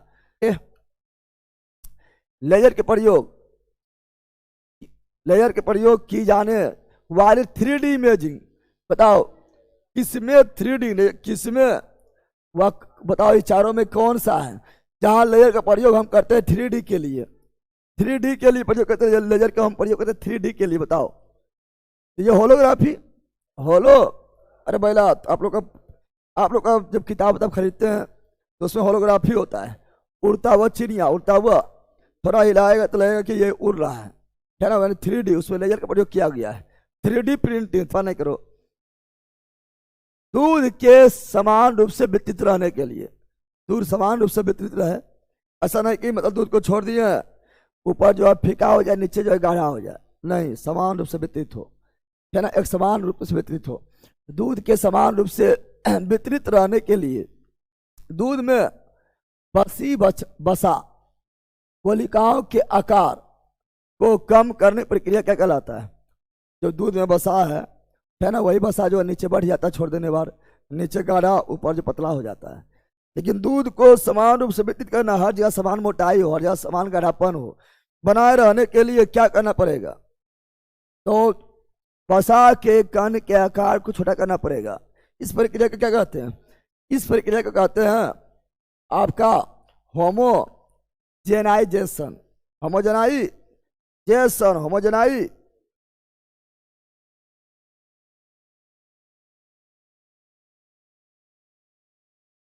चलो यहाँ डाल दो। चलो आगे बढ़ते हैं, option number C, option number C right, C's right. चलो आगे बढ़ते हैं। अलग ये रहा, पाश्चुराइजेशन अलग होता है। पाश्चुराइजेशन में पूछता है दूध का पाश्चुराइजेशन, है ना, पाश्चुरीकरण, है ना, पाश्चुरीकरण अलग होता है, पाश्चुरीकरण अलग है। पाश्चुरीकरण का खोज कौन किया? रेबीज कौन किया है? सॉरी, पाश्चुरीकरण का खोज कौन किया? रुइस पाश्चर कौन किया है? Ruiz Pasteur, Ruiz. और रेबीज का टीका, रेबीज के टीका का भी खोज कौन किया है? रुइस पाश्चर किया है। पाश्चुरीकरण अलग है। पाश्चुरीकरण में क्या होता है? एक बार 30 मिनट तक गर्म किया जाएगा तो दूध का पाश्चुरीकरण हो गया है, या लगभग 72 डिग्री सेल्सियस पर 15 सेकेंड गर्म कर देंगे तो दूध का पाश्चुरीकरण हो चुका है, ठीक है ना। पाश्चुरीकरण भी पूछता है। इसका option number C, option number C right, C's right. चलो यहाँ पहला स्टैटिक है, इसमें स्टेटमेंट पहले आधे घंटे पहले मर जाएगा, ठीक है ना। स्टेटमेंट कहाँ ही बनता है? थोड़ी कॉन्सेप्ट से बनता है, थोड़े वो अलग से बनता है, पकड़ो नहीं रहेगा। एक स्टेटमेंट खाली क्वेश्चन ने देख लिया, पूछ लिया परीक्षा में तो खाली औखने लगता है तुरंत में। कॉन्सेप्ट क्लियर नहीं रखेगा स्टेटमेंट तुरंत बन जाएगा। जब तक टॉपिक कॉन्सेप्ट क्लियर नहीं है, थोड़ी क्लियर नहीं है, कितना मर जाएगा बने बनेगा स्टेटमेंट। स्टेटमेंट या कोई भी क्वेश्चन हो, टॉपिक कॉन्सेप्ट थोड़ी क्लियर सब बनेगा। निम्नलिखित में से कौन सा विकल्प में फाइबर ऑप्टिक्स मतलब ऑप्टिकल फाइबर का प्रयोग नहीं है, ऑप्टिकल फाइबर प्रयोग नहीं है। विद्युत उत्पादन में, सेंसर्स में, कंप्यूटर नेटवर्क में, या पावर ट्रांसमिशन में? बताओ, ऑप्टिकल फाइबर का प्रयोग नहीं किया जाता है विद्युत उत्पादन में। विद्युत उत्पादन में बिजली उत्पादन कर रहा है तो उसमें ऑप्टिकल फाइबर का क्या काम है? बताओ तो, कोई काम है? विद्युत उत्पादन कर रहा है तो उसमें ऑप्टिकल फाइबर का काम है। ऑप्टिकल फाइबर एक पतला सा नली होता है जो पूर्ण आंतरिक प्रवर्तन यानी टोटल इंटरनल रिफ्लेक्शन पर काम करता है, ठीक है ना। बोल रहे हैं क्या? तो बोल रहे ऑप्टिकल फाइबर, ठीक है ना, ऑप्टिकल फाइबर, या उसी को उल्टा ले दिया फाइबर ऑप्टिकल, तो ऑप्टिकल फाइबर, है ना, ऑप्टिकल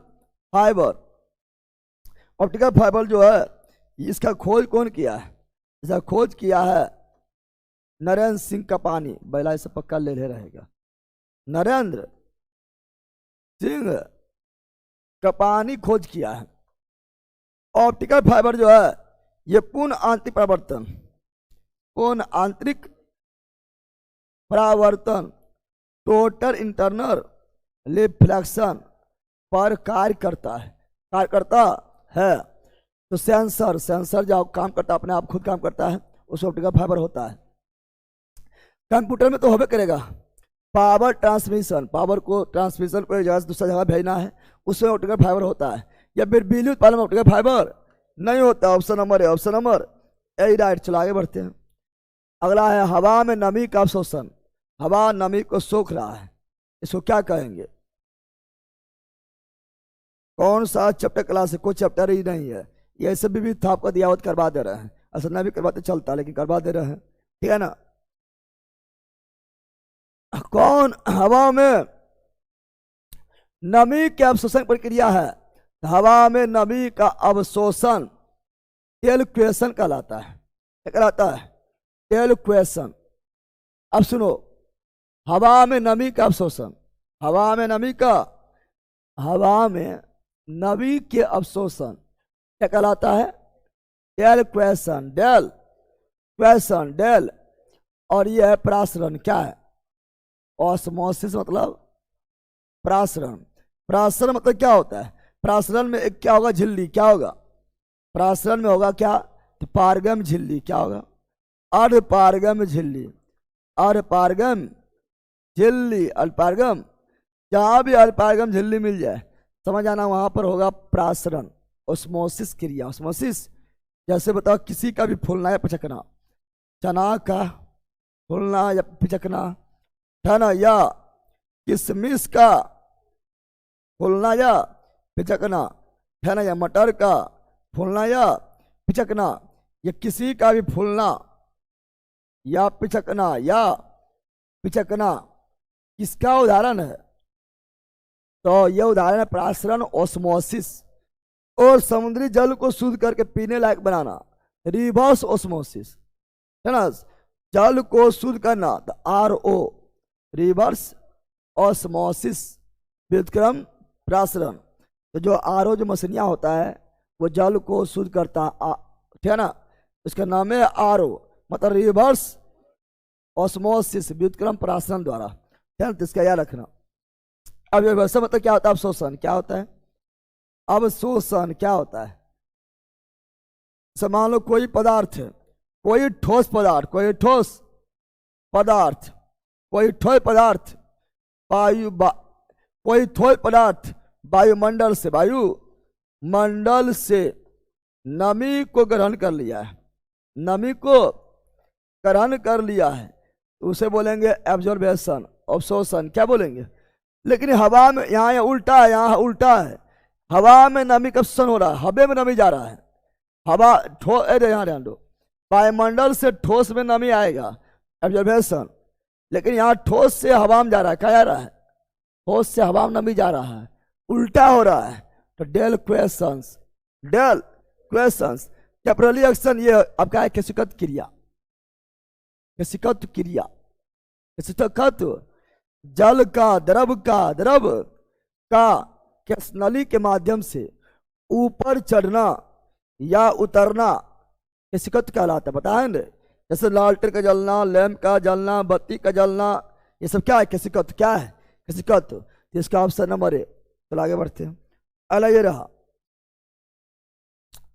जीपीएस का फुल फॉर्म, जीपीएस का फुल फॉर्म जल्दी बताओ।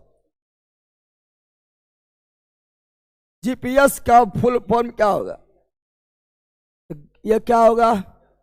Global positioning system, global positioning system, global positioning system, GPS, global positioning system. चलो आगे बढ़ते हैं।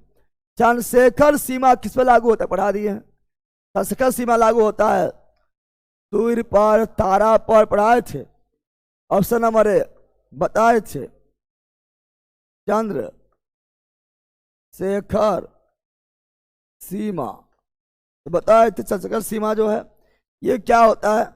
सूर्य के, चंद्रशेखर सीमा जो होता है सूर्य का 1.44 गुना, 44, यानी वैसा कोई भी तारा जो सूर्य के, हमारा सूर्य जो है उससे लगभग 1.5 गुना, 1.44 यानी लगभग 1.5 गुना बड़ा कोई तारा है तो वो चंद्रशेखर सीमा के अंतर्गत आ जाएगा।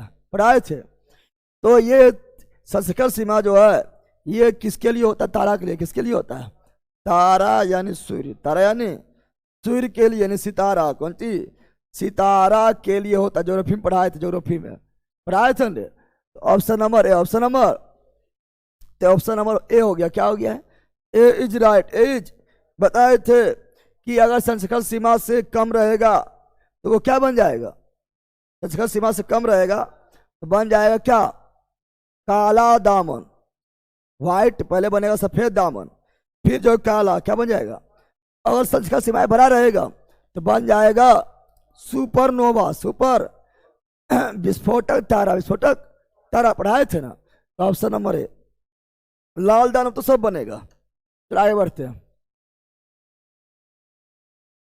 Laser interferometer, laser interferometer observatory हाल ही में खबरों में क्यों रहा थी? ये मतलब करंट का क्वेश्चन था उस समय। ये लेजर ऑब्जर्वेटरी जो है लेजर इंटरफेरोमीटर ऑब्जर्वेटरी हाल ही में खबरों में इसलिए रहा था, ये गुरुत्वाकर्षण लहरों का खोज किया। ये आपका पहले भी करवाए थे। गुरुत्वाकर्षण तरंग के खोज के लिए चर्चा में रहा था। इसे खोज या 2015 में, कब हुआ था? 2015 में। क्वेश्चन जो दिया मतलब चर्चा में रहा था, खोज 15 में जाकर संतुष्टि हुआ था, तो उस समय करंट में था। ये आप लोग का अभी जरूरी नहीं है। Option number C. आगे बढ़ते हैं। अगला ये रहा, गर्मी और तापमान और उसके ऊर्जा, गर्मी तापमान और उसके ऊर्जा और काम के संबंध से संबंधित भौतिकी के शाखा को क्या कहते हैं? बताओ। उष्मा वाला बोल रहा है। उष्मा तापमान तो उष्मा गतिकी, उष्मा गतिकी यानी, और काम के संबंध में इसका उष्मा प्रवैगिकी। क्वांटम तो ना होगा, खगोल तो ना होगा, कण तो ना होगा। जब बात कर रहा है उष्मा का, किसका? उष्मा बात करते उष्मा प्रवैगिकी, उष्मा प्रवैगिकी। तो option number B, option number. ऐसा उष्मा का बारे में, उष्मा का अध्ययन करने के लिए उष्मा है ना, उसे बोलते हैं उष्मा गति की। और गति का अध्ययन करेंगे, गति के लिए बोलते हैं है ना, उष्मा को इंग्लिश में थर्मोडायनेमिक्स, थर्मोडायनेमिक्स। और गति के लिए हो जाता है काइनेमेटिक्स, काइनेमेटिक्स। प्रकाश के लिए ऑप्टिक्स, प्रकाश के लिए ऑप्टिक्स। चलो आगे बढ़ते हैं। अगला ये रहा, वह कौन सा उपकरण है जो ऊर्जा को एक रूप को दूसरे रूप में परिवर्तित कर देता है, ऊर्जा के रूप से दूसरे रूप में बदल देता है? आमतौर पर एक सिग्नल है ना को दूसरे सिग्नल बदल देता है। बताओ। तो ये ट्रांसमीटर या ट्रांसड्यूसर। एम्पलीफायर मतलब बढ़ाना होता है, क्या होता है? रिपीटर मतलब रिपीट करना होता है। बता रहा है कौन सा उपकरण है जो ऊर्जा को एक रूप से दूसरा रूप में बदल देता है, यानी आमतौर पर एक सिग्नल को दूसरा सिग्नल में, एक सिग्नल को दूसरा सिग्नल बदलने वाला ट्रांसमीटर है। क्या है? Option number A, option number ए हो जाएगा। इससे थोड़ा क्वेश्चन अल्टर मिलेगा, लेकिन ले लिए थे। कहाँ क्वेश्चन आया? परमाणु बम का आविष्कार करने वाला टीम का निम्नलिखित में कौन थे? हिस्सा थे। परमाणु बम का आविष्कार करने बहुत सारा टीम था, उसमें सबसे प्रमुख जो थे वो थे ओपेनहाइमर। ओपेन, इसलिए परमाणु बम का खोज कौन किया? परमाणु बम का आविष्कार कौन किया? Oppenheimer, Alfred Nobel. परमाणु बम का खोज कौन किया? Oppenheimer, Oppenheimer. और परमाणु भट्टी खोज कौन किया? परमाणु भट्टी खोज कौन किया है? अरे परमाणु भट्टी का खोज बोल रहे हैं, यानी नाभिकीय रिएक्टर के खोज कौन किया? Enrico Fermi, Enrico. अच्छा, हाइड्रोजन बम का खोज कौन किया? हाइड्रोजन बम का खोज कौन किया? हाइड्रोजन बम का खोज किसने किया है? अब बोलबे नहीं करेगा। हाइड्रोजन बम का खोज कौन किया है?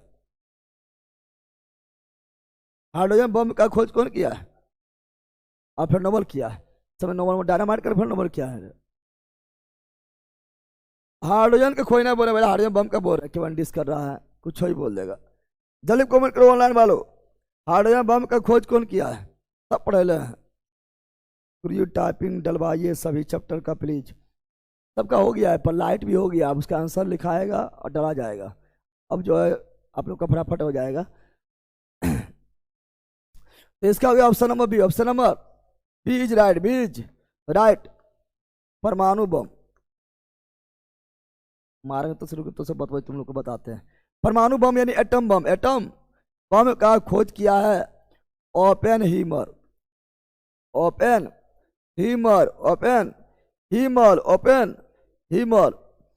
और बोलेगा आप लोग को नाभिकीय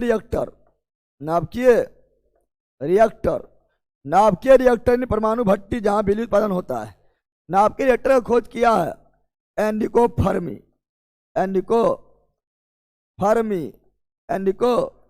फर्मी। डायनामाइट बोलेगा, ले ला dynamite, Alfred Nobel. Alfred Nobel, Alfred Nobel. लेकिन हम पूछे हाइड्रोजन बम, हाइड्रोजन, हम पूछे थे हाइड्रोजन बम जो नाभिकीय संलयन पे काम करता है। एडवर्ड, अरे बेला तो सब मार के फाड़ देंगे, देख के बकवास करता है, कुछ तो जानता हूं तो नहीं है, सब ले ले जो हो सके भगा देंगे, बोकते रहना। Edward Teller, Edward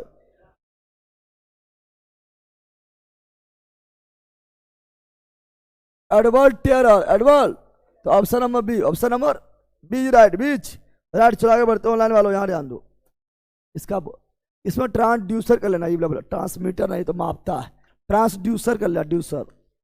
option number C, option number C. चलो आगे बढ़ते हैं, अला ये रहा Thomas Clifford Albert, Thomas Clifford Albert क्या आविष्कार से जुड़ा हुआ है, किसका आविष्कार किया है? थॉमस क्लिफर्ड अल्बर्ट किसका आविष्कार किया है? एक्सरे का किया लॉन्टेजन, कौन किया है? Roentgen, Roentgen. क्लिनिकल थर्मामीटर यानी वैसा थर्मामीटर जो क्लिनिक में यूज होता है, क्लिनिक में यूज होता है, उसका खोज किया था थॉमस क्लिफर्ड अल्बर्ट, है ना। कोसे क्लिफर्ड, कोसे क्लिनिकल, कोसे क्लिफर्ड, कोसे क्लिनिकल थर्मोमीटर। तो इसका option number B, option number B हो जाएगा। चलो आगे बढ़ते हैं, अगला ये रहा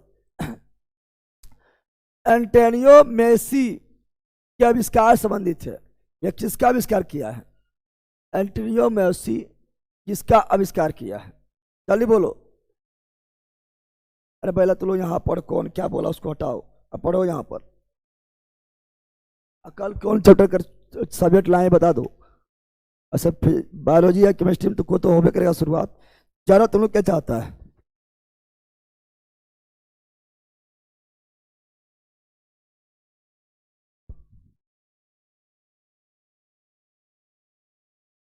कि एंटोनियो क्या है? Antonio Meucci, Antonio Meucci, Antonio Meucci Meucci किसके आविष्कार से जुड़ा हुआ है? एंटोनियो मेसी किसके आविष्कार से जुड़ा हुआ है? जल्दी बोलो। आपका वही जो जिसका खोज किया है, टेलीफोन का खोज कौन किया है? Alexander Graham Bell, Alexander Graham Bell, तो उसी से ही भी जुड़ा हुआ है। टेलीफोन का जो खोज किया अलेक्जेंडर ग्राहम बेल, उसी से ये भी जुड़ा हुआ है, ठीक है ना। इसका टेलीफोन क्या जाएगा? Bio bio bio bio bio chemistry. अच्छा ठीक है, तुम लोग से खाली पूछ लेते हैं, लाएंगे हम भी। चलो याद ध्यान दो, इसका एंटोनियो मेसी जो है ये आपका टेलीफोन किससे हो जाएगा? ये टेलीफोन का खोज कौन किया है? Alexander Graham Bell, Graham Bell किया है, इससे ये भी जुड़ा हुआ है ना। आगे बढ़ते हैं, अगला ये रहा पतवती धारा, पढ़ा दिए निकोला टेस्ला, पढ़ा दिए थे। चलो अगला, पहले पेट्रोल से चलने वाला इंजन, पेट्रोल से चलने वाला पहला कार इंजन, पेट्रोल से चलने वाला पहला कार इंजन, ये सिंपल नामे में छिपा हुआ है। पेट्रोल से चलने वाला पहला कार इंजन, पेट्रोल वाला कार, पेट्रोल वाला कार से कार, कार से कार्ल, कार से कार्ल, कार से कार्ल, कार से कार, तो इसका आया car Benz, car Benz, car Benz. चलो आगे बढ़ते हैं, अगला ये रहा, अगला आपका ये रहा, बताओ पहला पेट्रोल फिर वही है कार्ल बेंज। अगला बेड एड का आविष्कार कौन किया है? बेड एड समझता है? बेड एड वो हो गया, इस मान लो कहीं चोट वगैरह लग गया है, घाव वगैरह हो गया है, एक पट्टी चिपका देता है, बेड एड, ठीक है ना। अरे बेड एड पहला इबला देखा है? बेड एड समझा कि नहीं समझा है? ये जो चिपकाने वाला है यही है बेड एड। क्या है? बेड एड, बेड एड का आविष्कार। फिजिक्स में इतना ही होगा सर, तो पहला कितना फिजिक्स तो हो गया पूरा, अभी चैप्टर बाहर कर दिया, चैप्टर से बाहर है, चैप्टर से बाहर ही है, विविध मतलब बाहर, है ना। Bed and, bed Bora, bed and का आविष्कार कौन किया है? बेड एड का आविष्कार कौन किया है पूछ रहे, बताओ। बेड एड समझ गया है ना, जो अथी करता है, चिपकाता है, वही आपका बेड एड है।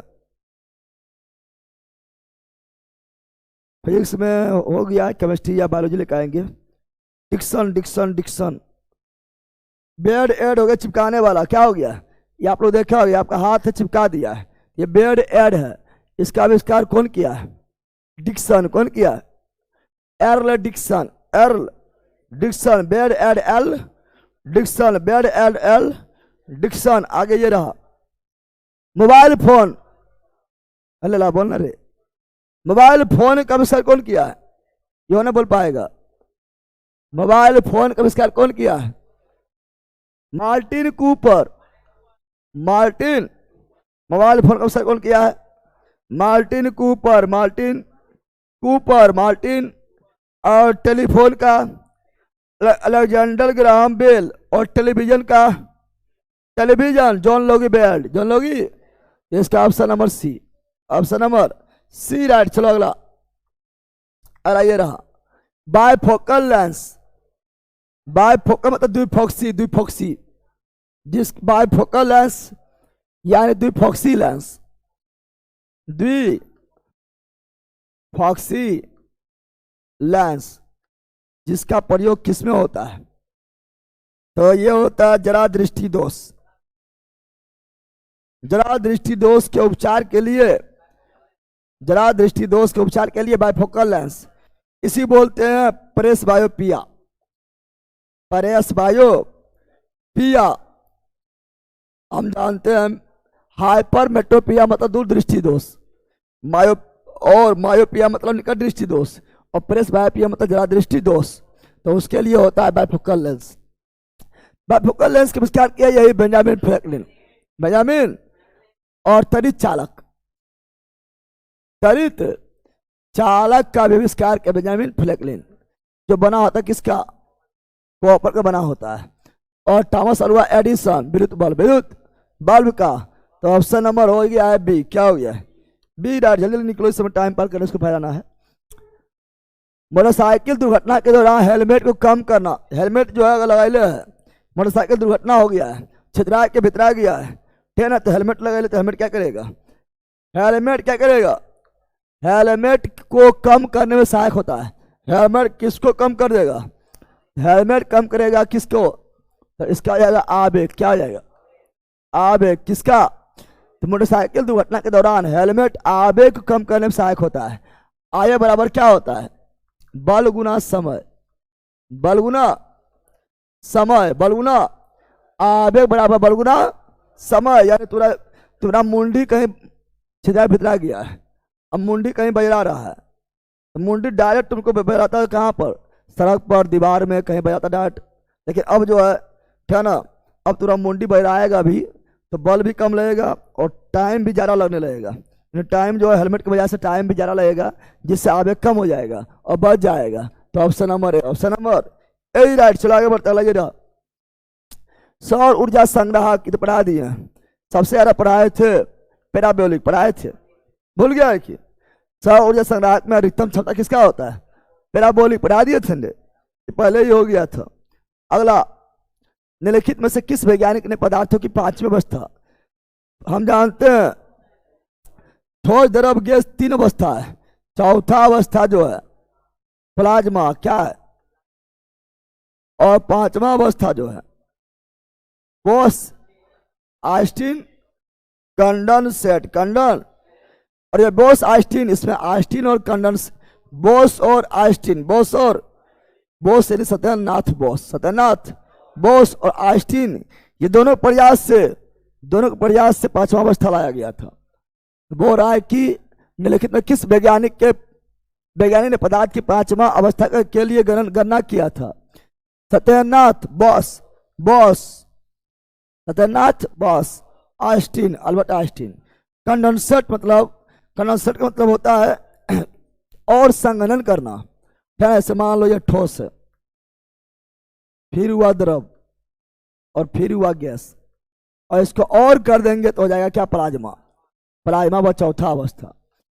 लेकिन ठोस को और ठोस कर देंगे, बोस आइंस्टीन कंडेंसेट, कंडेंसेट।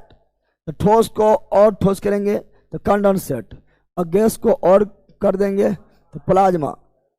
यानी सबसे कम गतिज ऊर्जा बोस-आइंस्टीन कंडेंसेट, यह जाएंगे तो ऊर्जा बढ़ेगा, है ना। तो इसका ऑप्शन नंबर हो गया है ए। चलो आगे बढ़ते हैं। चौथा प्लाज्मा, पांचवा बोस-आइंस्टीन कंडेंसेट। फाउंटेन पेन का आविष्कार कौन किया है? फाउंटेन पेन का आविष्कार किया Waterman. Fountain pen water man, fountain pen water man, fountain pen water man, fountain pen water man, तो याद रहेगा। Fountain pen water man, water man, fountain pen water man. अच्छा, एक थॉमस पेन है, एक थॉमस पेन होता है, ये बहुत इंपॉर्टेंट है, वर्ल्ड हिस्ट्री पढ़ाते हैं। Thomas pen. Rights of man, rights of man, rights of man पुस्तक कौन लिखा है? Thomas pen. थॉमस। और कॉमन सेंस, कॉमन सेंस पुस्तक कौन लिखा है? तो थॉमस पेन। थॉमस। लेकिन यहां fountain pen Waterman, fountain pen Waterman, most important है। चलो आगे। सन 1902 में पहली बार बड़े पैमाने पर विद्युतीय एयर कंडीशन एसी का आविष्कार और इसका प्रयोग किसके द्वारा किया गया था? बड़ा पैमाना पर एसी प्रयोग किसके द्वारा किया गया था? 1902 में आविष्कार किया गया था। तो कौन किया? इसको किया है विलियस कैरियर, विलियस कैरियर, विलियस कैरियर। 1902 में एसी का आविष्कार कौन किया था? विलियस कैरियर, विलियस कैरियर। अगला, सिलाई मशीन के निरूपित किस्म के आविष्कार के लिए प्रथम अमेरिकी पेटेंट किसके प्रदान किया गया है? सिलाई मशीन का आविष्कार किया है अमेरिका का व्यक्ति था। पेटेंट मतलब उसका अधिकार है, वही मालिक है उसका, क्या ना। पेटेंट मतलब 20 वर्ष पेटेंट मिलता है, पता है ना। पेटेंट मिलता है 20 वर्ष के लिए और जायटे 10 वर्ष के लिए। तो क्यों कौन किया था सिलाई मशीन का? एलाइस होबे, एलाइस होबे, एलाइस होबे, एलाइस होबे। थर्मोस्कोप का आविष्कार किसने किया है? थर्मोस्कोप का आविष्कार कौन किया है? थर्मोस्कोप, ये भी थर्मोस्कोप है। आविष्कार कौन किया है? तो इसका किया है गैलीलियो, गैलीलियो ने किया है।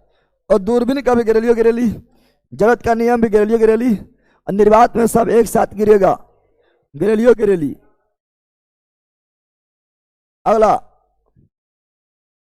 वायुमंडल में ओजोन को मापने के लिए यूवी, वायुमंडल में ओजोन को मापने के लिए यूवी स्पेक्ट्रोफोटोमीटर किसने विकसित किया है?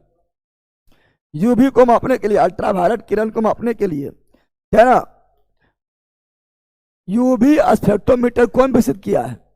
प्रोफेसर जीएमबी डॉब्सन, जेम्स लोबेलोक, ये सब याद करने वाला कुछ है ना। या फोरमैन या डॉक्टर एफ सोलुड लोलैंड, कौन किया है?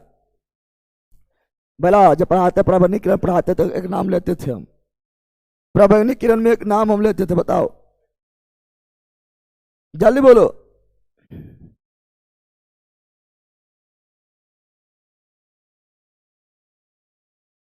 बताओ क्या होगा इसका? होगा ये वाला, Dobson, professor JMB Dobson, professor JMB Dobson, professor JMB Dobson. चलो बिल्कुल राइट है।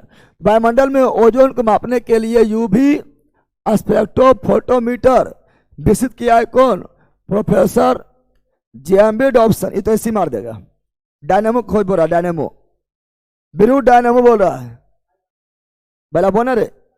डायनेमो बोले या ट्रांसफार्मर बोले, है ना, या विद्युत चुंबकीय प्रेरण बोले, है ना। ये सब खोज किया है माइकल फैराडे, माइकल। और तरी चालक खोज किया है बेंजामिन फ्रैंकलिन, तरी चालक बेंजामिन फ्रैंकलिन। तो option number C, option number C. अगला, पर्सी स्पेसर द्वारा आविष्कृत प्रथम व्यावसायिक रूप से उपलब्ध आधुनिक माइक्रोवेव ओवन का कहा जाता है? आधुनिक माइक्रोवेव ओवन जो है, जो खाना बनाने मशीन है, आधुनिक माइक्रोवेव ओवन, फोटो ने लिया है। आधुनिक माइक्रोवेव ओवन को क्या कहते हैं? राडा रेंज या रेथियोन या तापन या आमना? बताओ। तो आधुनिक जो है उसे बोलते हैं क्या? आधुनिक माइक्रोवेव ओवन को क्या बोलते हैं? राडा रेंज। राडा, इसे कुछ नहीं याद करने वाला, ऐसे क्यों कॉन्सेप्ट इसमें रहेगा? कुछ नहीं, आविष्कार पूछ रहा है, आविष्कार मतलब याद करने वाला, ठीक है ना। आगे अगला, किससे अलेक्जेंडर ग्राहम बेल, तो उसी मार देगा। मारो, यो ने मारेगा तो हम मार देंगे। बोलो जल्दी।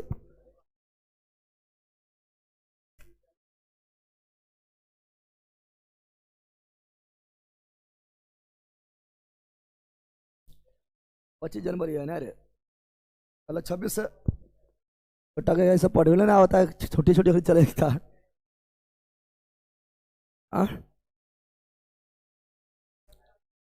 अब बताओ, छुट्टी मना रहा है सरस्वती पूजा का, फिर 26 जनवरी आ गया है। छोटी छोटी लोग की चाय।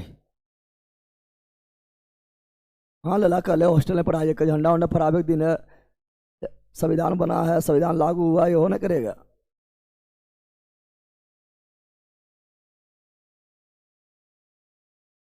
ऊपर ललक न देख रहे, काम चल रहा है,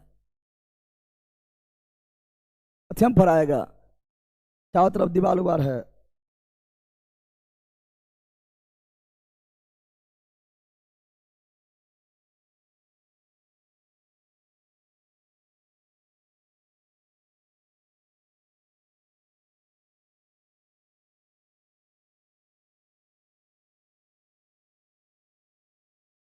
बता, ये तो हल्का है, बता दे। बोल रहा है निम्नलिखित में अलेक्जेंडर ग्राहम बेल किसका खोज किया है? अलेक्जेंडर ग्राहम बेल खोज किया है टेलीफोन का। किसका? टेलीफोन का खोज किया अलेक्जेंडर ग्राहम बेल। और मोबाइल फोन का मार्टिन कूपर, मार्टिन। और टेलीफोन का अलेक्जेंडर ग्राहम बेल। और टेलीविजन का John Logie Bell, John Logie Bell. पक्का सर हुआ एडिसन। अगला, निम्नलिखित में किसमें परिवर्तन करके किसी पदार्थ को एक अवस्था दूसरी अवस्था में बदल देंगे? तापमान, तापमान ठोस से द्रव, द्रव से गैस, अवस्था में बदलेगा तापमान। कौन सी? तापमान। चलो आगे। अगला, अनौपचारिक रूप से खगोलीय दूरी को व्यक्त करने के लिए लंबाई की कौन सी इकाई? बताओ। प्रकाश वर्ष किसका मतलब है? दूरी का। प्रकाश वर्ष मतलब है दूरी का। किसका? खगोलीय दूरी के प्रकाश वर्ष।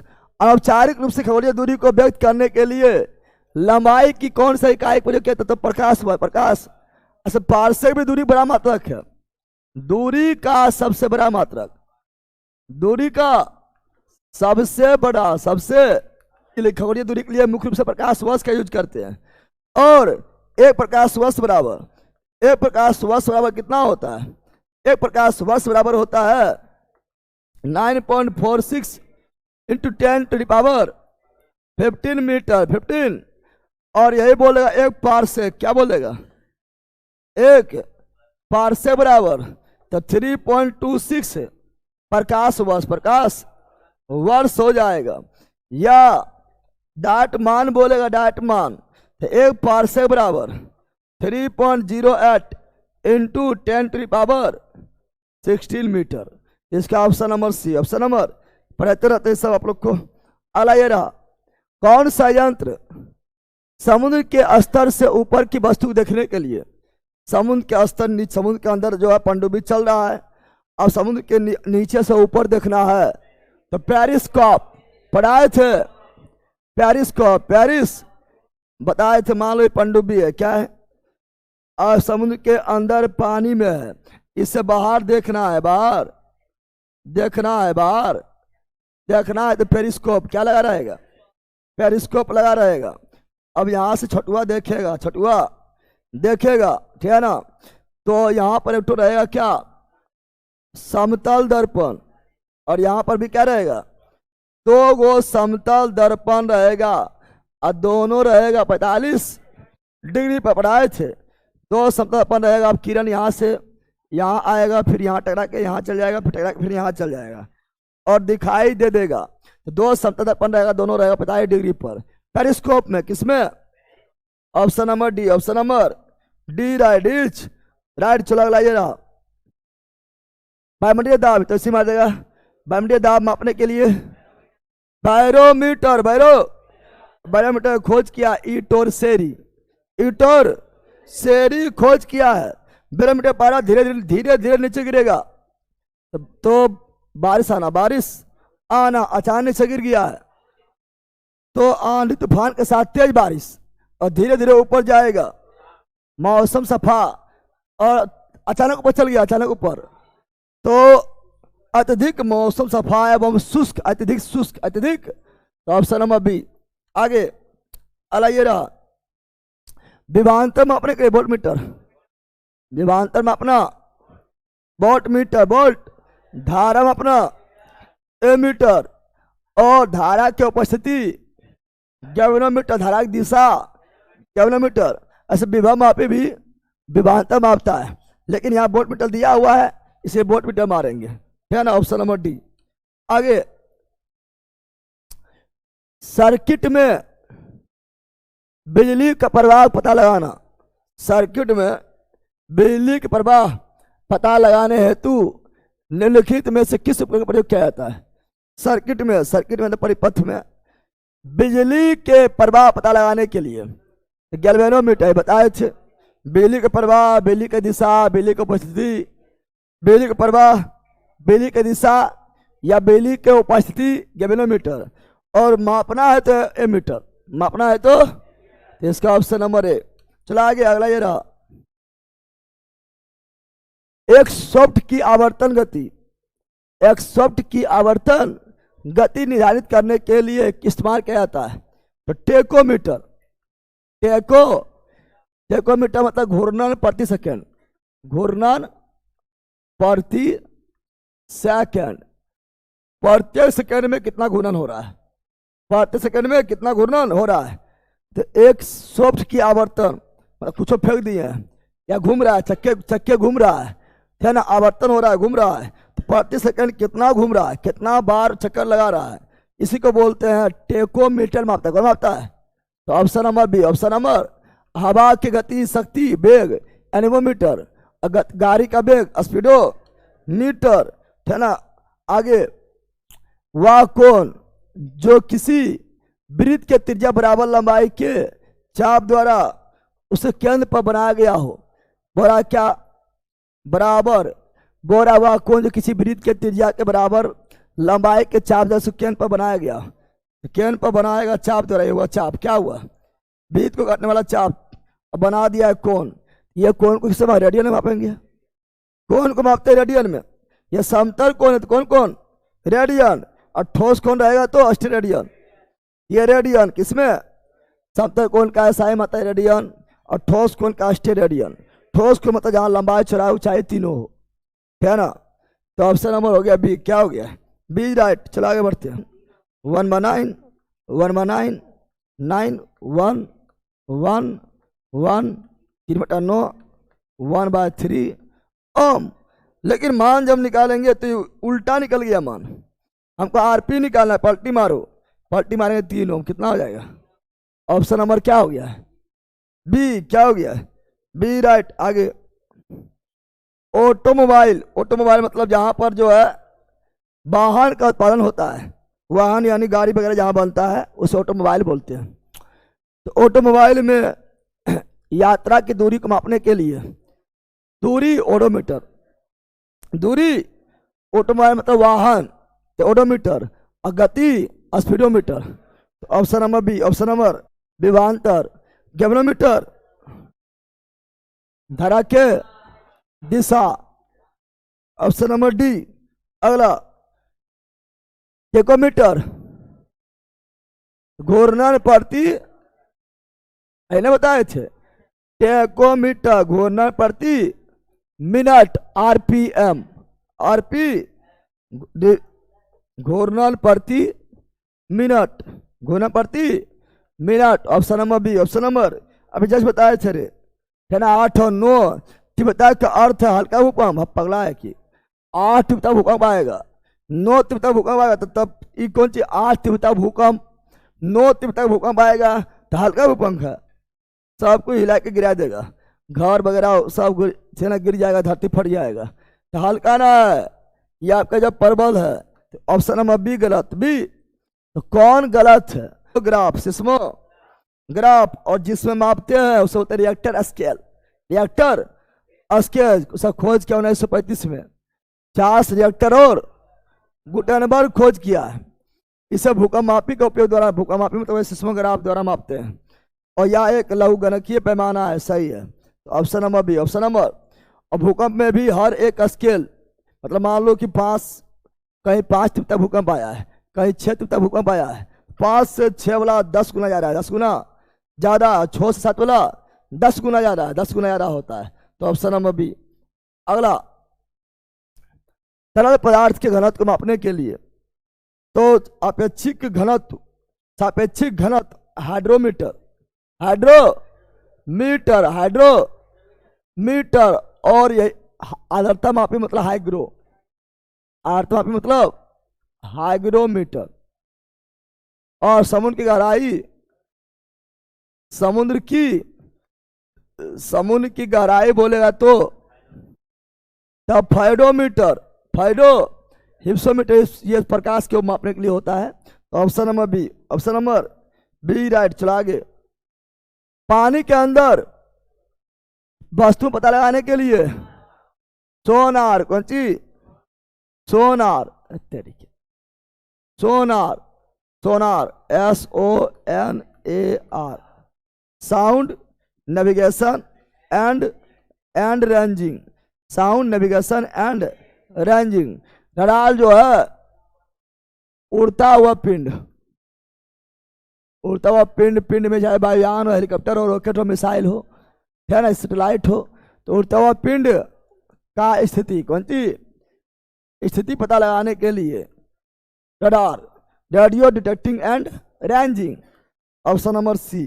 चलो आगे, अगला ये रहा, जहाजों में क्या मापने के लिए इकोलोकेशन का उपयोग किया जाता है? इकोलोकेशन, जहाज में इकोलोकेशन होता है।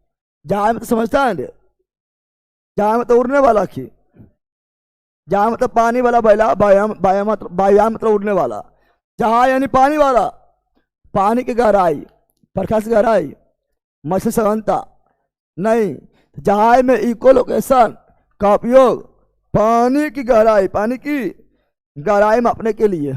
दूर के घनत्व बढ़ा दिए, लेक्टोमीटर, लेक्टो, और वायुयान की ऊंचाई अल्टीमीटर। वाहन की गति स्पीडोमीटर, और दूरी ओडोमीटर। औसतन कितनी बार बिजली धरती पर गिरती है? पूरा वर्ल्ड में कितना बार बिजली धरती पर गिरता है?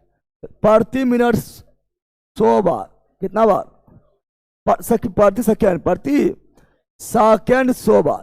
पूरा वर्ल्ड में बिजली गिरता है प्रति सेकेंड कितना बार? 100 बार। समझ आ गया? ऑप्शन नंबर ए याद कर लेना। अगला ये रहा हाइग्रोमीटर आर्द्रता। Option number B. Option number B. अगला, किसी परिपथ में विद्युत धारा प्रवाह की दिशा गैल्वेनोमीटर और मापता पूछता है, दिशा नहीं, परिणाम मापता है एमीटर। तो ऑप्शन नंबर ए। आगे दिशा बोल दे, प्रवाह बोल दे, गति उपस्थिति बोल देते गैल्वेनोमीटर। हवा गति को मापने के लिए किस उपकरण टेनिमो सब सूर्य पढ़ा दिए। अगला, निम्नलिखित में कौन सा है झूठ बोल रहा है कि नहीं बोल रहा है? किससे झूठ मापने के लिए झूठ बोल रहा है कि नहीं बोल रहा है? झूठ पता लगा लेगा, है ना, तुमको जो है एकदम जो है अलग दुनिया में भेज देगा। झूठ पता लगा पॉलीग्राफ, झूठ के लिए पॉलीग्राफ। अगला, भट्टियां जैसे अपेक्षाकृत उच्च तापमान के लिए पायरोमीटर सब पढ़ाई थी पहला। उच्च तापमान के लिए पायरोमीटर, कांच के एक त्रिभुज प्रिज्म मतलब वही आपका प्रिज्म का बात कर रहा है। प्रिज्म में बता रहा है क्या होता है, 3 त्रिभुजाकार, क्या ना, 1 त्रिभुजाकार, 3 त्रिभुजाकार, 2 त्रिभुजाकार, 2 त्रिभुजाकार आधार और 3 आयताकार पार्श्व। मान लो ये प्रिज्म है, माना कौन सी है, ये प्रिज्म है। क्या है ये, क्या है प्रिज्म का आकार ऐसा ही होता है। 1 त्रिभुजाकार आगे हो गया है, 1 त्रिभुजाकार पीछे हो गया है, 2 त्रिभुजाकार और 3 आयताकार, 1 आयताकार, 2 आयताकार और निचुआ में गो 3 आयताकार, 3 गो त्रिभुजाकार, 2 गो। Option number D, option number D. अगला, निम्नलिखित में से कौन सा पदार्थ के अभिलाक्षणिक, पदार्थ के कणों का अभिलाक्षणिक गुण नहीं है, पदार्थ गुण नहीं है, इनका विस्तृत स्थान होता है, हाँ होता है, जिसे अंतरान्विक स्थान बोलते हैं। अगला, यह आकार में बहुत बड़ा होता है, बोला कण आकार में बहुत बड़ा होता है, यह एक दूसरे को आकर्षित करता है, यह निरंतर गतिशील होता है। अभिलाक्षणिक गुण नहीं है, अभिलाक्षणिक गुण में आकार वगैरह नहीं पड़ता, आकार बड़ा छोटा से मतलब नहीं है। आकर्षण बल पढ़ते हैं, अंतरान्विक आकर्षण बल, गतिशील पढ़ते हैं कि द्रव जो है ज्यादा गतिशील है, आकार बड़ा नहीं, आकार बहुत छोटा होता है। पदार्थ के कण के आकार बहुत छोटा होता है, पदार्थ बड़ा होता है, कण छोटा होता है। अगला, मिश्रण का बनाना एक परिवर्तन है, मिश्रण बनाना, मिश्रण भौतिक, मिश्रण है ये भौतिक, जबकि यौगिक है रासायनिक। यौगिक है तो मिश्रण भौतिक, यौगिक रासायनिक, मिश्रण भौतिक, यौगिक रासायनिक। क्या लिख रहा है, जीके जीएस का नोट्स कहाँ से ऑर्डर करें सर? नंबर, ये नंबर पर नहीं करना है जो दिया है। जीके जीएस के नोट्स के लिए 7631676221 इस पर करना है, पहले बात कर लेना है, मैसेज कर लेना, उसके बाद चलिए आगे बढ़ते हैं। अगला, विद्युत अपघटनी परिष्करण में धारा प्रवाहित करने पर अशुद्धियां नीचे बढ़ जाती है, अशुद्धि नीचे बढ़ जाएगा। उन अशुद्धि को किस रूप से, गैंग क्या बोलते हैं, अशुद्धि बोलते हैं, गैंग क्या बोलते हैं, तो पढ़े ले। अगला, विद्युत अपघटनी शोधन प्रक्रिया में कैथोड किससे बना होता है? कैथोड बना होता है शुद्ध धातु का। हम जानते हैं जब विद्युत अपघटनी करेंगे, विद्युत अपघटनी में एक मोटा होता है, एक मोटा छड़ होता है ना, एक पतला छड़ होता है ना। इसमें जो मोटा रहेगा उस मोटा बनाएंगे एनोड, क्या बनाएंगे, और पतला जो रहेगा उसे बनाएंगे कैथोड, क्या बनाएंगे, कैथोड क्या बनाएंगे, कैथोड बनाएंगे, है ना। और एनोड मतलब प्लस, कैथोड मतलब माइनस। एनोड जो रहेगा वो रहेगा अशुद्ध, क्या रहेगा, अशुद्ध धातु, अशुद्ध धातु सब पढ़े लें केमिस्ट्री में। और कैथोड जो रहेगा शुद्ध धातु, शुद्ध धातु, शुद्ध धातु। और यहाँ रहेगा लवण, उसका मतलब विलयन, जिसको शुद्ध करना उसी का विलयन। कॉपर शुद्ध करे कॉपर सल्फेट, जिंक रहेगा तो जिंक सल्फेट का विलयन। अब यहाँ से अशुद्ध धातु निकलेगा, अशुद्ध होकर जाएगा कहाँ पर, शुद्ध होकर जाएगा कैथोड पर, अशुद्ध हो जाएगा। तो बोला विद्युत अपघटनी शोधन प्रक्रिया में कैथोड क्या बनता है, शुद्ध धातु, एनोड क्या बनता है, अशुद्ध धातु। तो option number C, option number C right. चलो आगे, निम्नलिखित में से कौन सा तत्व विद्युत अपघटनी अपचयन द्वारा निष्कासित किया जाता है? विद्युत अपघटनी द्वारा निष्कासित किया जाता है। हम जानते हैं निम्नलिखित में कौन सा तत्व विद्युत अपघटनी अपचयन द्वारा निष्कासित किया जाता है? विद्युत अपघटन किसका किया जाएगा? ये जिंक का, किसका, जिंक का विद्युत अपघटन अपचयन द्वारा किया जाएगा। जिंक जैसे मान लो यहाँ पर ZnO है, इसका कार्बन दे दिए तो हो जाएगा Zn प्लस CO2, CO, यहाँ ऑक्सीजन टूट गया, ऑक्सीजन क्या हुआ, अरे भाईला ऑक्सीजन अलग नहीं हो गया। अरे जिंक के पास ऑक्सीजन था, जिंक के पास ऑक्सीजन है, अब यहाँ जिंक के पास ऑक्सीजन नहीं है, ऑक्सीजन टूट कर अलग, ऐसे बोलते हैं अपचयन, क्या बोलते हैं, ऑक्सीजन का टूटना अपचयन। तो अपचयन किसका हो गया, ऑप्शन नंबर सी, जिंक का, किसका, जिंक का होता है। अगला, यदि किसी वस्तु को त्रिज्या वाले वर्तुल पदार्थ की परिता एक बार यात्रा करने में 2 सेकंड का समय लगता है, तो इसकी चाल को व्यक्त करें। अब त्रिज्या वगैरह दिया हुआ है, तो चार बराबर होता है क्या, चार बराबर होता है क्या, यदि किसी वस्तु को त्रिज्या वाले वर्तुल पथ के तीव्रता की यात्रा करने में 2 सेकंड लगता है। हम जानते हैं चार बराबर होता है दूरी बटा समय, दूरी बटा समय, दूरी बटा, और जब त्रिज्या दिया रहा है वृत्ताकार पथ हो गया है, वृत्ताकार पथ में कुल दूरी क्या होता है, तो कुल दूरी होता है परिधि 2 पाई आर, सेकेंड लगा 2, कितना लगा है, यानी हो जाएगा इसका काट जाएगा तो पाई आर, क्या जाएगा पाई आर मीटर प्रति second. Option number C, option number C is right, C is. अगला है, जब हम एक बस में ड्राइवर की ओर मुख करके खड़े होते हैं, बस अचानक सीधी दिशा में चलने लगती है, तो हम किस दिशा में मुड़ जाएंगे, पीछे की ओर। कहाँ चल जाएंगे, अचानक चल गया पीछे की ओर चल जाएंगे, पीछे की ओर चल जाएंगे, है ना। अचानक रुक गया है तो आगे की ओर झुक जाएंगे, है ना, आगे हो गया खत्म। यही आपका थी है ऑप्टिकल फाइबर। यह आपका ऑप्टिकल फाइबर क्या है, ऑप्टिकल फाइबर जिसका खोज किया नरेंद्र सिंह कपान, नरेंद्र सिंह कपानी किया है, समझ गया है ना। चलो यहां ध्यान दो बच्चे, कल होगा आपका, अभी आपका की ले लें, बायोलॉजी, बायोलॉजी ले लें, कल बायोलॉजी में कोशिका ले लेना, कोशिका चलेगा, बायोलॉजी कोशिका पढ़ के आना है। बायोलॉजी में कल बायोलॉजी होगा, बायोलॉजी में कल नहीं होगा, कल अब तो 26 जनवरी है, सब जिलेबिया लुटने में लगा रहेगा, है ना। 26 जनवरी अमर रहे, सब जिलेबिया हमार रहे करते रहेगा, ठीक है। तो अगला टॉपिक बायोलॉजी होगा। बायोलॉजी का थ्योरी आप लोग को पढ़ के तैयार रहना है मंजिल बेच में, कहाँ पर, मंजिल बेच बायोलॉजी का थ्योरी पढ़ के तैयार रहना है ना। बायोलॉजी में कोशिका थ्योरी पढ़ के तैयार रहना है, और उसका ऑब्जेक्टिव होगा अगला क्लास में, यूट्यूब पर क्लास आज होगा सर, एकदम होगा। ये सब बैरा, ये सब जो भारी चुहारी है, सब क्लास हम बंद नहीं करते, इसलिए लाल अवे नहीं करता है, तो एक दिन सोती पूजा ना है, सब 10 दिन छुट्टियां मारता है। चलो bye bye bye bye bye bye.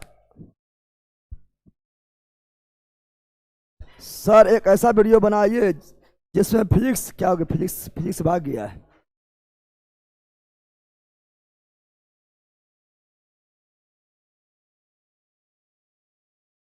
Typing डरवाइए, आज आपका लाइट वगैरह मिल जाएगा, लाइट तक आज मिल जाएगा, टाइपिंग लाइट तक मिल जाएगा। फिजिक्स का जितना वैज्ञानिक सिद्धांत का एक ही रिवीजन वीडियो में डाल दिया, अच्छा ठीक है, वो देखेंगे लास्ट में।